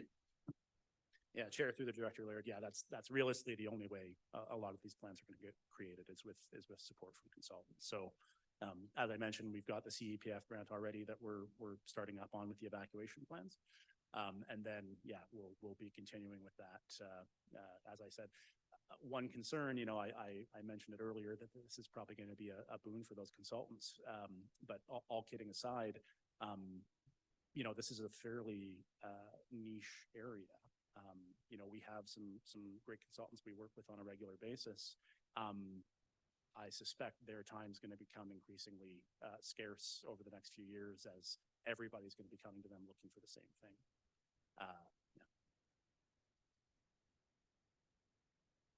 I think, Chair, maybe we should start sooner than later looking for a consultant because I'm quite aware of what you're saying.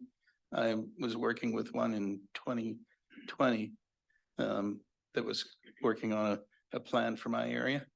And there are numerous ones out there.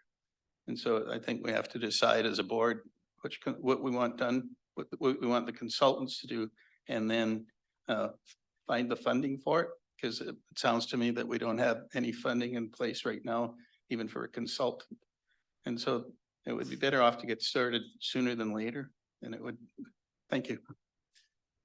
Yeah, Chair, through the Director Laird. So yeah, to be clear, the consultant's already on board. So we've got that CEPF grant, so we've already started the process. So, and actually, in fact, it is the consultant, Mr. Newton, who was working with you in 2020. So yeah, that process has already started, and the intent here is to get those initial plans done and use that as a template to start, yeah, spreading it out across the board. So yeah. Thank you very much. Thank you. Just a reminder, there's nothing stopping any of us from jumping onto the public submissions portion of this and weighing in that way. Whether you choose to identify yourself as a locally elected official or not is entirely up to you, but there's nothing stopping anyone here.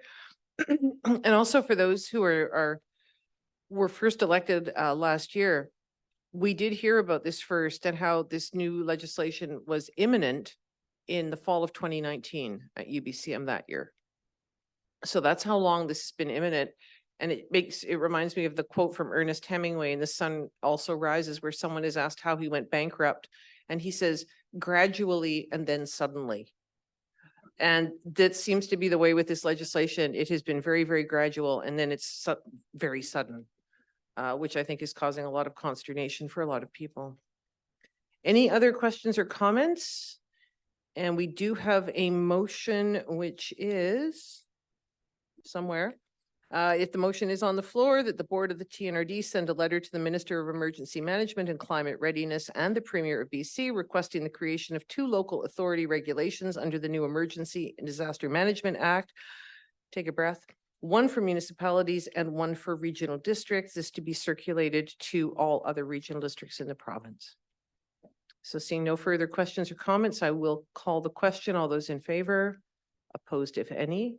That is carried. This seems like a good time to call a 5-minute break. And thank you, Mr. Skrepnik, for that very comprehensive report.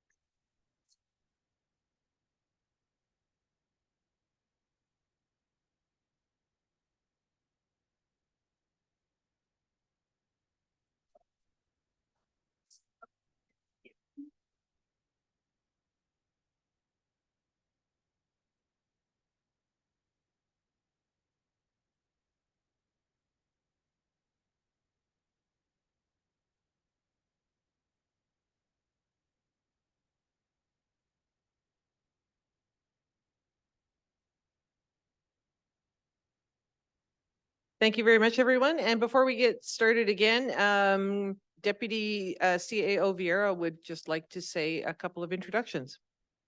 Yes, thank you, Chair. It just came to my attention. There's a few faces at the back of the room that might be new to some people. So just want to introduce Justin Hansen. He is the Legislative Services Admin Assistant who started just this week.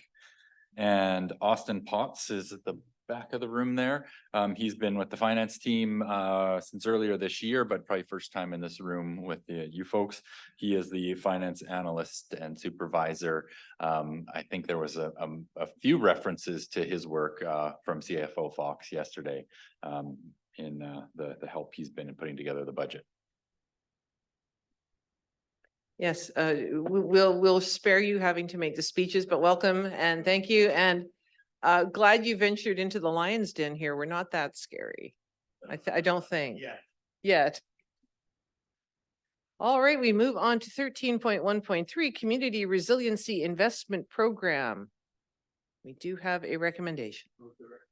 Second. Director Ranta, thank you. Director Thorpe, second. Any discussion on this? No. On the question, then all those in favor, opposed if any, that is carried. 13.1.4 Mobile Library Schedule Update. We do have a report from Acting Chief Librarian Abramczyk, and she would just like to speak to us on this. The floor is yours.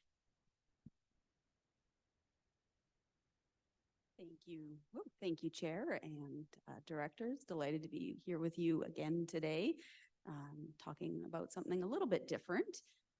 We're going to be talking just down there near the bottom. Yeah, the purple. Thank you. Talking about our mobile library schedule update. This is a brief presentation just to give you an update. I'm not expecting any decisions to be made, but did feel that it was important to bring this to the attention of all directors since we are making a fairly substantial change to our mobile library schedule. We like to do this every 5 years or so to be in line with what the census numbers are telling us about our populations here in the regional district. And to make sure that we're being as efficient as we possibly can.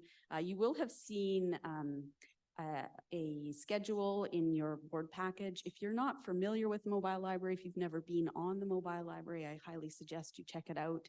It is a very cool machine, very well used by the residents of the regional district. It's our fourth highest circulating library after Kamloops, North Kamloops, and Merritt. So very briefly, we've got a few minor schedule changes.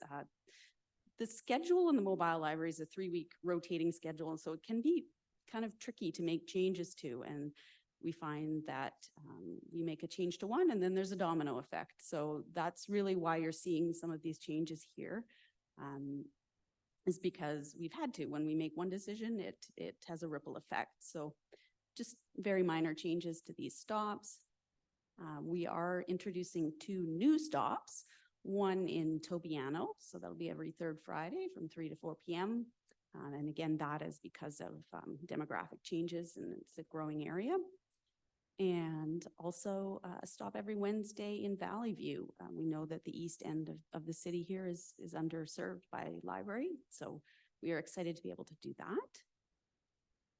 We've got 2 stops that are going to be discontinued in 2024. McClure, we no longer have any regular patrons there due to demographic changes.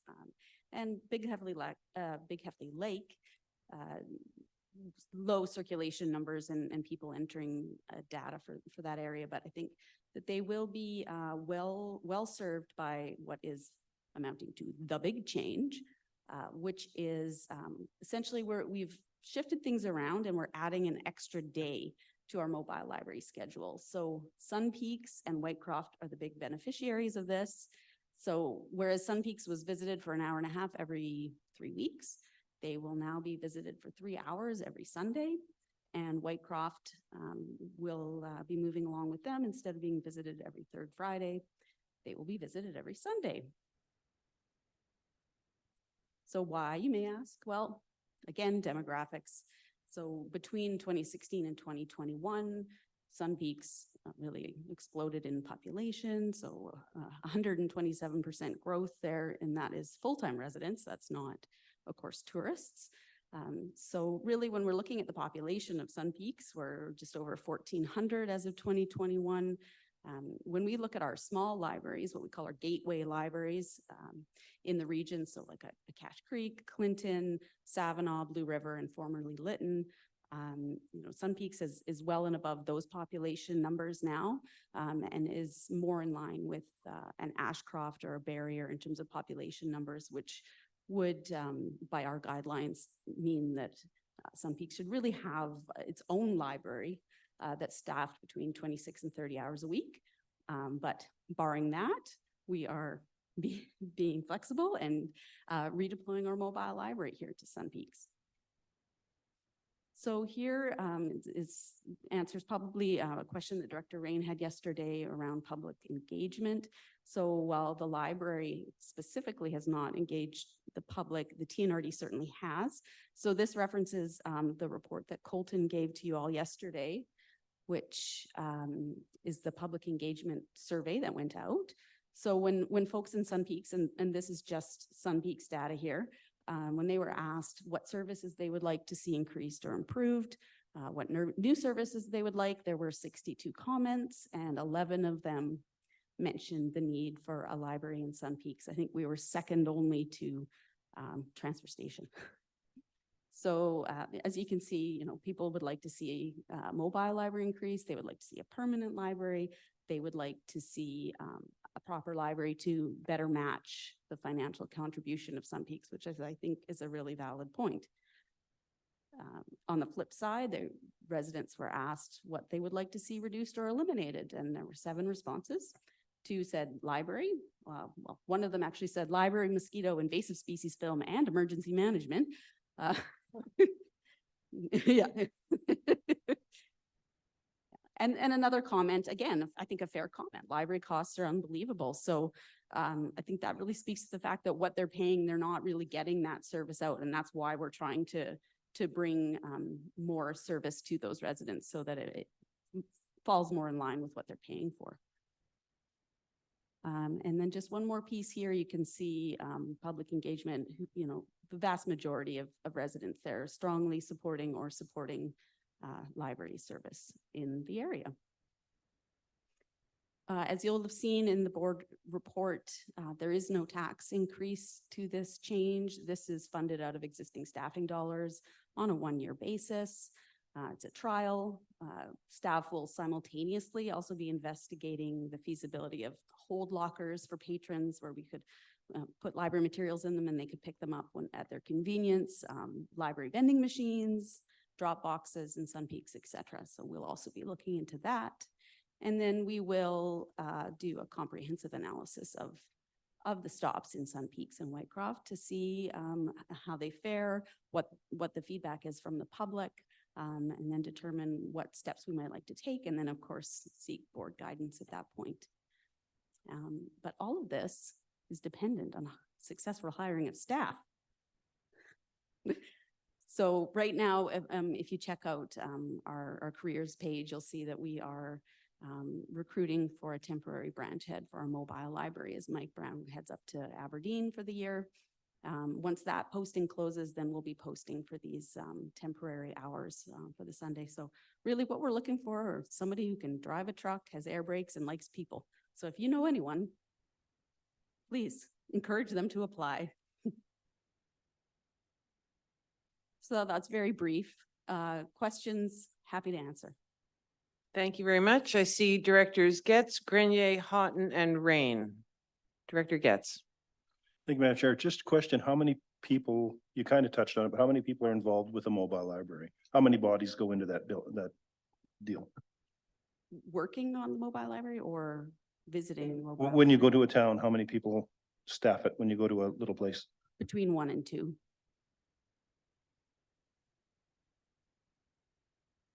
Director Grenier. Thank you, Chair. Thank you for that presentation. I was delighted to see that Tobiano was one of the stops, and I see that you've got 2 stops at Tobiano. And I'm just wondering if there's an opportunity to exchange one of those stops at Tobiano, one of the 2, for also a stop in Cherry Creek along the highway as you come out to Tobiano at the intersection of Gardy Road and Trans-Canada Highway. So the library truck has got to head out towards Tobiano.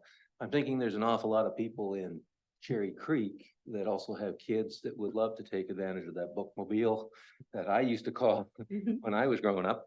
And I think that a single stop at Tobiano, you get enough people from the different parts. I understand why you've got 2 stops, but I'm a little concerned that the Cherry Creek folks are cut out of the action. So if there's that opportunity, that flexibility, first I'm hearing about it on this agenda, and that would be some of my feedback for our area. Thank you. Thank you. I don't know, maybe there's a typo because I think there is only 1 stop in, or intended to be 1 stop in Tobiano. So maybe we've got some. It says Tobiano, Colebrook Road and Holloway Drive, and those are 2 different roads. So that's why I'm interpreting. No, that's the corner. Well, there's no corner of Colebrook and Holloway. Yeah. Thank you for that. And I know I've had conversations with Director Houghton, for example, who'd really like to see mobile library out Knutsford Way. So certainly I'm open to feedback. Looking, we only have a 6-month schedule. So after that, if there's some area that you feel is underserved, we'd certainly like to have a conversation. Director Houghton.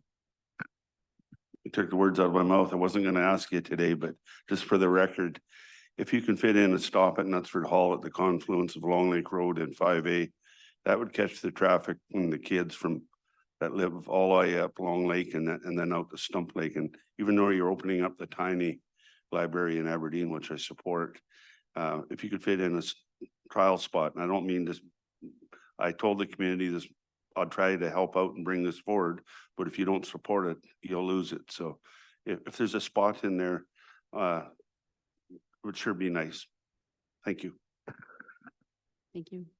Thank you, Director Rain. Thank you.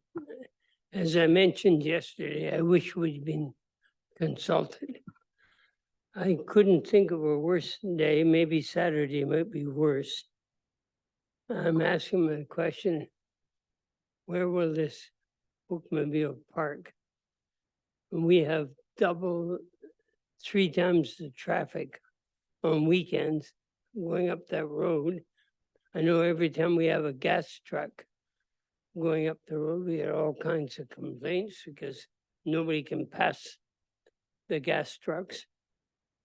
I'm just saying if we, and it's my personal opinion, our council's not had a chance to talk about this. I did fire your notes off to Sun Peaks Resort Corporation. I am certain that they're going to come back and say, find any other day. There's no parking. There's traffic like crazy. And we're driving a bookmobile that's not all that flexible in and out of very tight parking areas. I just wonder why Sunday was, or weekend was thought to be the best day. Thank you. No, thank you. as I mentioned earlier, it's kind of a complicated schedule. So you change one thing and you're having to change a whole lot of a whole lot else. But I think to your point that, you know, it is a trial. So we will see how it goes. And if it's not working out, then, you know, we'll need to reevaluate. If I may, the area where you're parking today is not available on weekends. I mean, that's right in the skating rink area and the fitness area. There's only about maybe 40 stalls there. And we already have problems with people parking all over the place, trying to get to both of those facilities on weekends. I mean, somebody should have at least taken the courtesy to call us to say, this is what we're doing, or we propose. I mean, you're not parking on the public roads, that's for certain. Call to say, hey, can we park a vehicle there? Should have been made, in my estimation. Thank you. Thank you. Any other questions or comments regarding the mobile library or bookmobile? Oh, Director Stamer? Thank you, Madam Chair. Just a couple. I'm wondering if Director Houghton has his class 1. I can't even drive a John Deere. Thanks very much for the presentation. Any updates on when the Aberdeen library will be open? Thank you. Yep. So we are hoping November 22nd will be our first open day. Thank you. And Director Laird.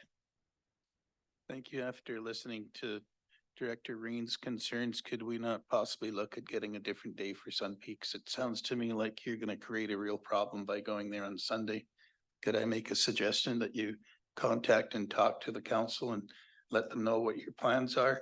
And it sounds like you're going to have to change that date to me. Thank you. Well, it is a 6-month trial period. I believe, I don't know, I think that the staff at Sun Peaks were certainly alerted to this, but we'll see how it goes. And obviously, I would suspect that if there are traffic issues in the chosen spot on the given day, rather than try to flog a dead horse for 6 months, that will be rectified very quickly. Yeah, absolutely. We're always flexible to move and make it work. We've got all kinds of challenging places that we park in. Any other questions or comments? Thank you, Ms. Abramczyk. Thank you. We move on to 13.1.5 regional grants and sponsorships. Seems like only yesterday we were discussing this very fulsomely, and here it is back again. And we do have a recommendation. Thank you, Director Ranta, seconded by Director Morris. Thank you very much. Let you two arm wrestle over this. So do we have any discussion on the regional grants and sponsorships? No? Director Hammerjet, were you just having a stretch? Okay. Sometimes it's hard to tell whether people are stretching or putting their hand up. So any questions, comments? Thank you to staff for going through, for evaluating. Glad we do have a matrix now for helping to guide the decisions around the grants and sponsorships. And I expect that next spring with the next intake, with the more generous funding, it will be easier to be kinder to more people. All right, on the question, then all those in favor? Opposed, if any? That is carried. We have for information the TNRD building permit activity highlights for October of 2023. Any questions or comments on that? We have some committee reports for your information. We have the Regional Solid Waste Management Committee. And feel free if anyone has any questions or comments on that. We also have a recommendation coming out of the Utility Systems Committee that the committee recommend to the Board of Directors an additional utility systems. Oh, that's not for us to do. That's just for information, correct? All right, we have the Electoral Area Directors Committee. No. There is a recommendation? There is a recommendation. Okay, under utility systems, all right. Thank you, Director Sarai. Second by Director O'Reilly, very emphatically. He's awake. Awesome. Any questions or comments? On the motion, then all those in favor, opposed if any, that is carried. For information, we have 3 pieces of correspondence. We do have one that I would specifically draw to your attention, and that is from the Peace River Regional District, requesting more time to comment on the new Emergency and Disaster Act, wondering if there was an appetite by this board to echo their sentiments and send a similar letter to the Minister of Emergency Management and Climate Readiness. Director Laird? I thought they had a 5 to 10 years.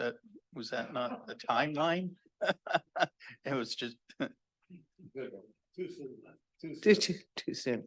So if there, simply asking if there is an appetite for us to make a similar recommendation. If not, then this is for information only. Director Ranta, thank you very much. Anyone care to second that? Director Sarai, thank you. So the recommendation would be, oops, let me find it here,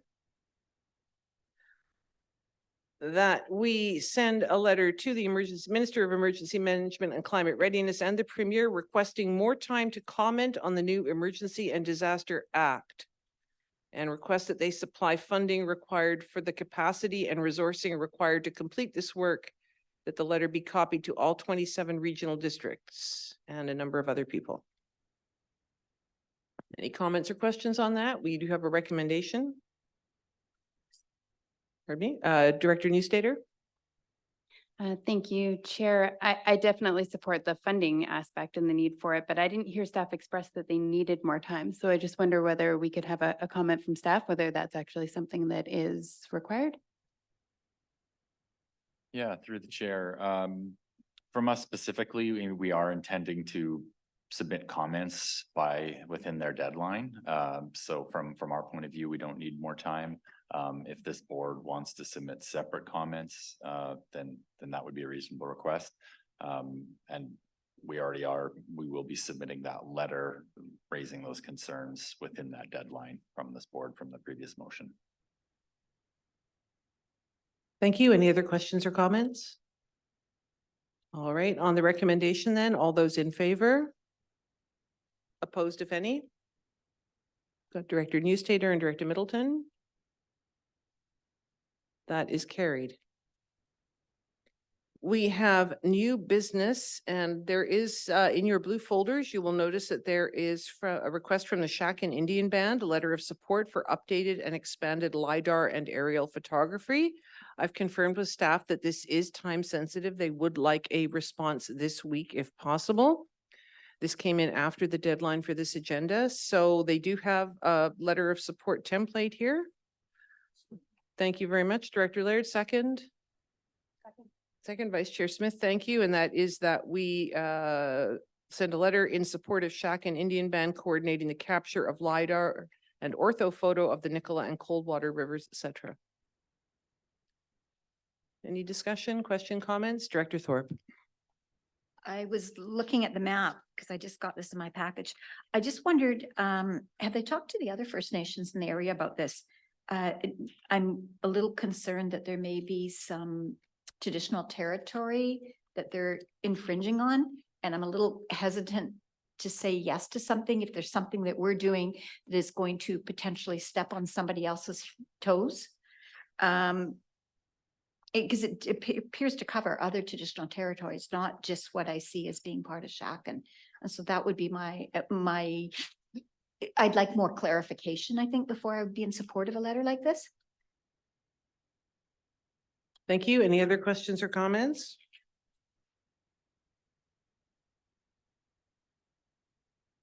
Director Grenier? Thank you, Chair.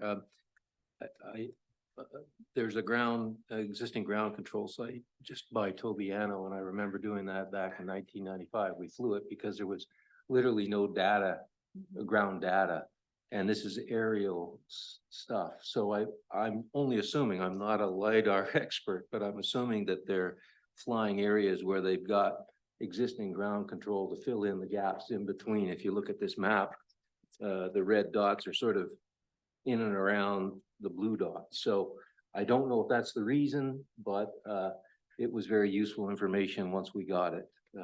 So that's the net effect of doing the area, but I think it's subject to the triangular ones. But that's all it's information I'm trying to provide.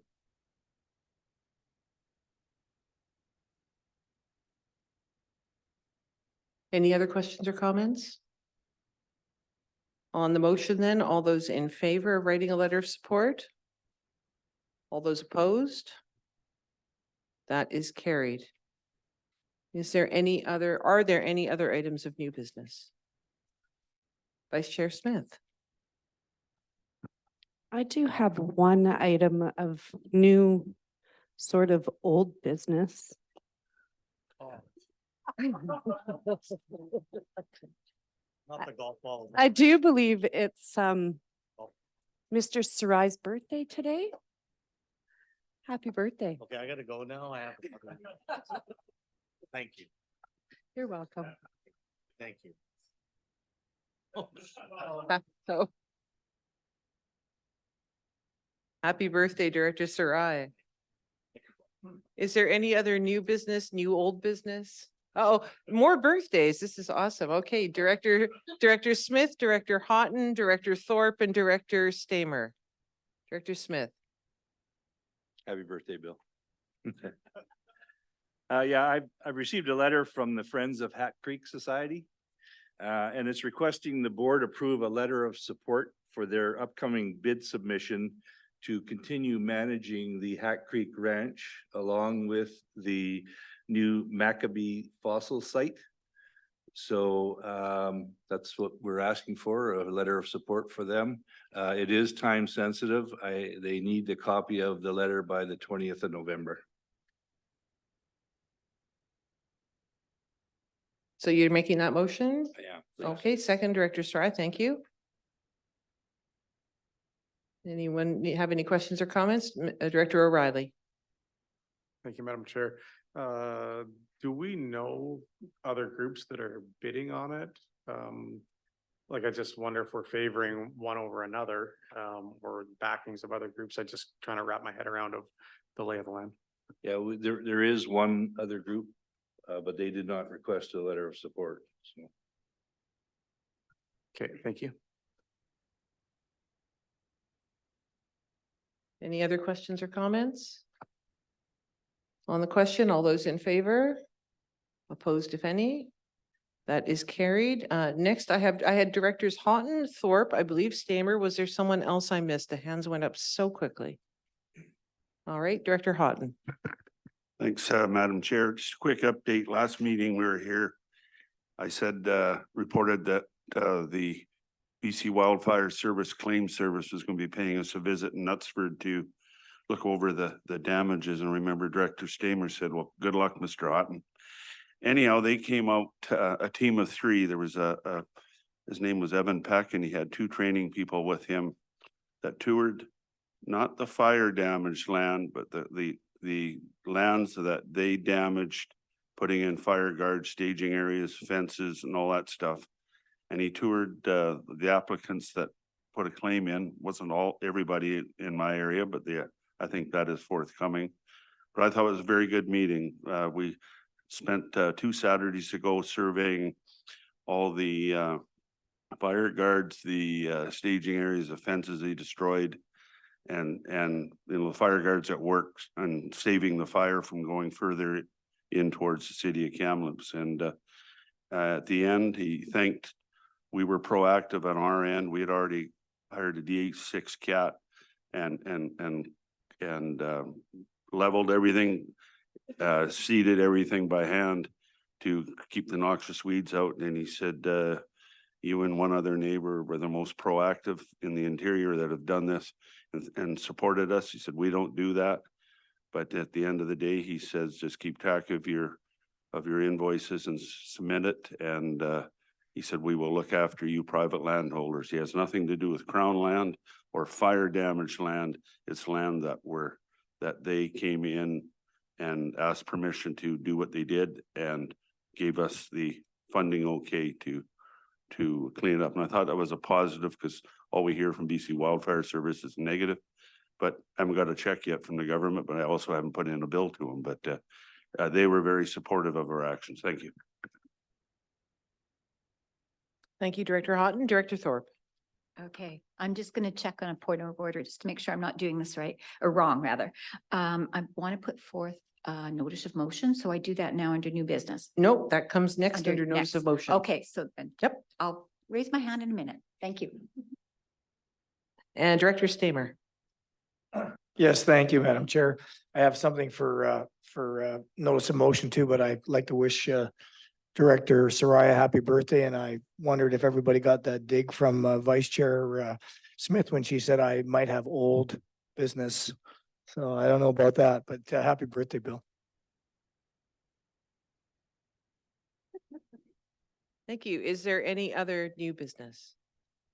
All right, we move on to notice of motion, and just a note here too, that notice of motion at this stage, they are being introduced. The directors involved will read out their notice of motion. They will then need to provide it in writing to staff. It will come to the next meeting for discussion and debate. So at this time, there is no discussion. There is neither discussion nor debate. It is simply read out. Copies will be sent to directors afterwards so that you can have the written version of it, but it will appear in on the next agenda for actual discussion at that time. So I believe we have Directors Thorpe, we have Director Grenier, and we have Director Stamer. So Director Thorpe. Thank you, Chair. So my notice of motion, whereas we are seeing an increased awareness of archaeological sites and the need to preserve and protect these sites from natural disaster and development. And whereas the TNRD has identified relationships and reconciliation as key priorities in our strategic planning. Therefore, be it resolved that the board instructs staff to develop a cultural and heritage protection policy for the Thompson-Nicola Regional District, working with the First Nations on whose traditional territory we now reside for input and consultation. Right now, the archaeology branch does not review or screen development application for conflicts on protected sites. Local and regional governments can fill this gap. I think it's really timely, given that we're seeing situations such as what is happening in Lytton, what happened to that family up in Soda Creek that bought that property and couldn't do anything. There was an issue with Staples parking lot up in Williams Lake. The new emergency plan requires greater collaboration and input. I think we're going to see issues in the North Shuswap and the Okanagan. I think getting ahead of this is an important issue, as it will take some time. I think it shows that we're taking initiative, and I think that actions speak louder than words here. The Caribou Regional District actually already has a draft plan. Williams Lake is a few months behind them. I've been speaking to somebody from the Caribou Regional District. I was speaking to one of the counselors for Williams Lake, and the counselor for Williams Lake says the Caribou plan is just fabulous, that they've done an excellent job. And I'm thinking that potentially we could use it as a template, which would cut down on staff time and resources. Thank you. Thank you. And again, the three directors who are bringing notices of motion, if you could please submit the wording of your notices of motion to staff if you've not done so already. And then I think it would be easiest, if staff do not mind, aggregating these three notices of motion and sending them out to all the directors so that you have time to read them over before they appear on the next agenda. All right, next up we have Director Grenier. Thank you, Chair. This follows up with the discussions yesterday during the budget. Whereas following the adoption of the 2008 Regional Solid Waste Management Plan, the board approved closure of select transfer stations as a cost-saving measure. Among the sites slated for closure included the transfer stations at Lac Lejeune, Electoral Area J, Trunkill Valley, Electoral Area J, Black Pines, Electoral Area P, and Brookmere, Electoral Area N.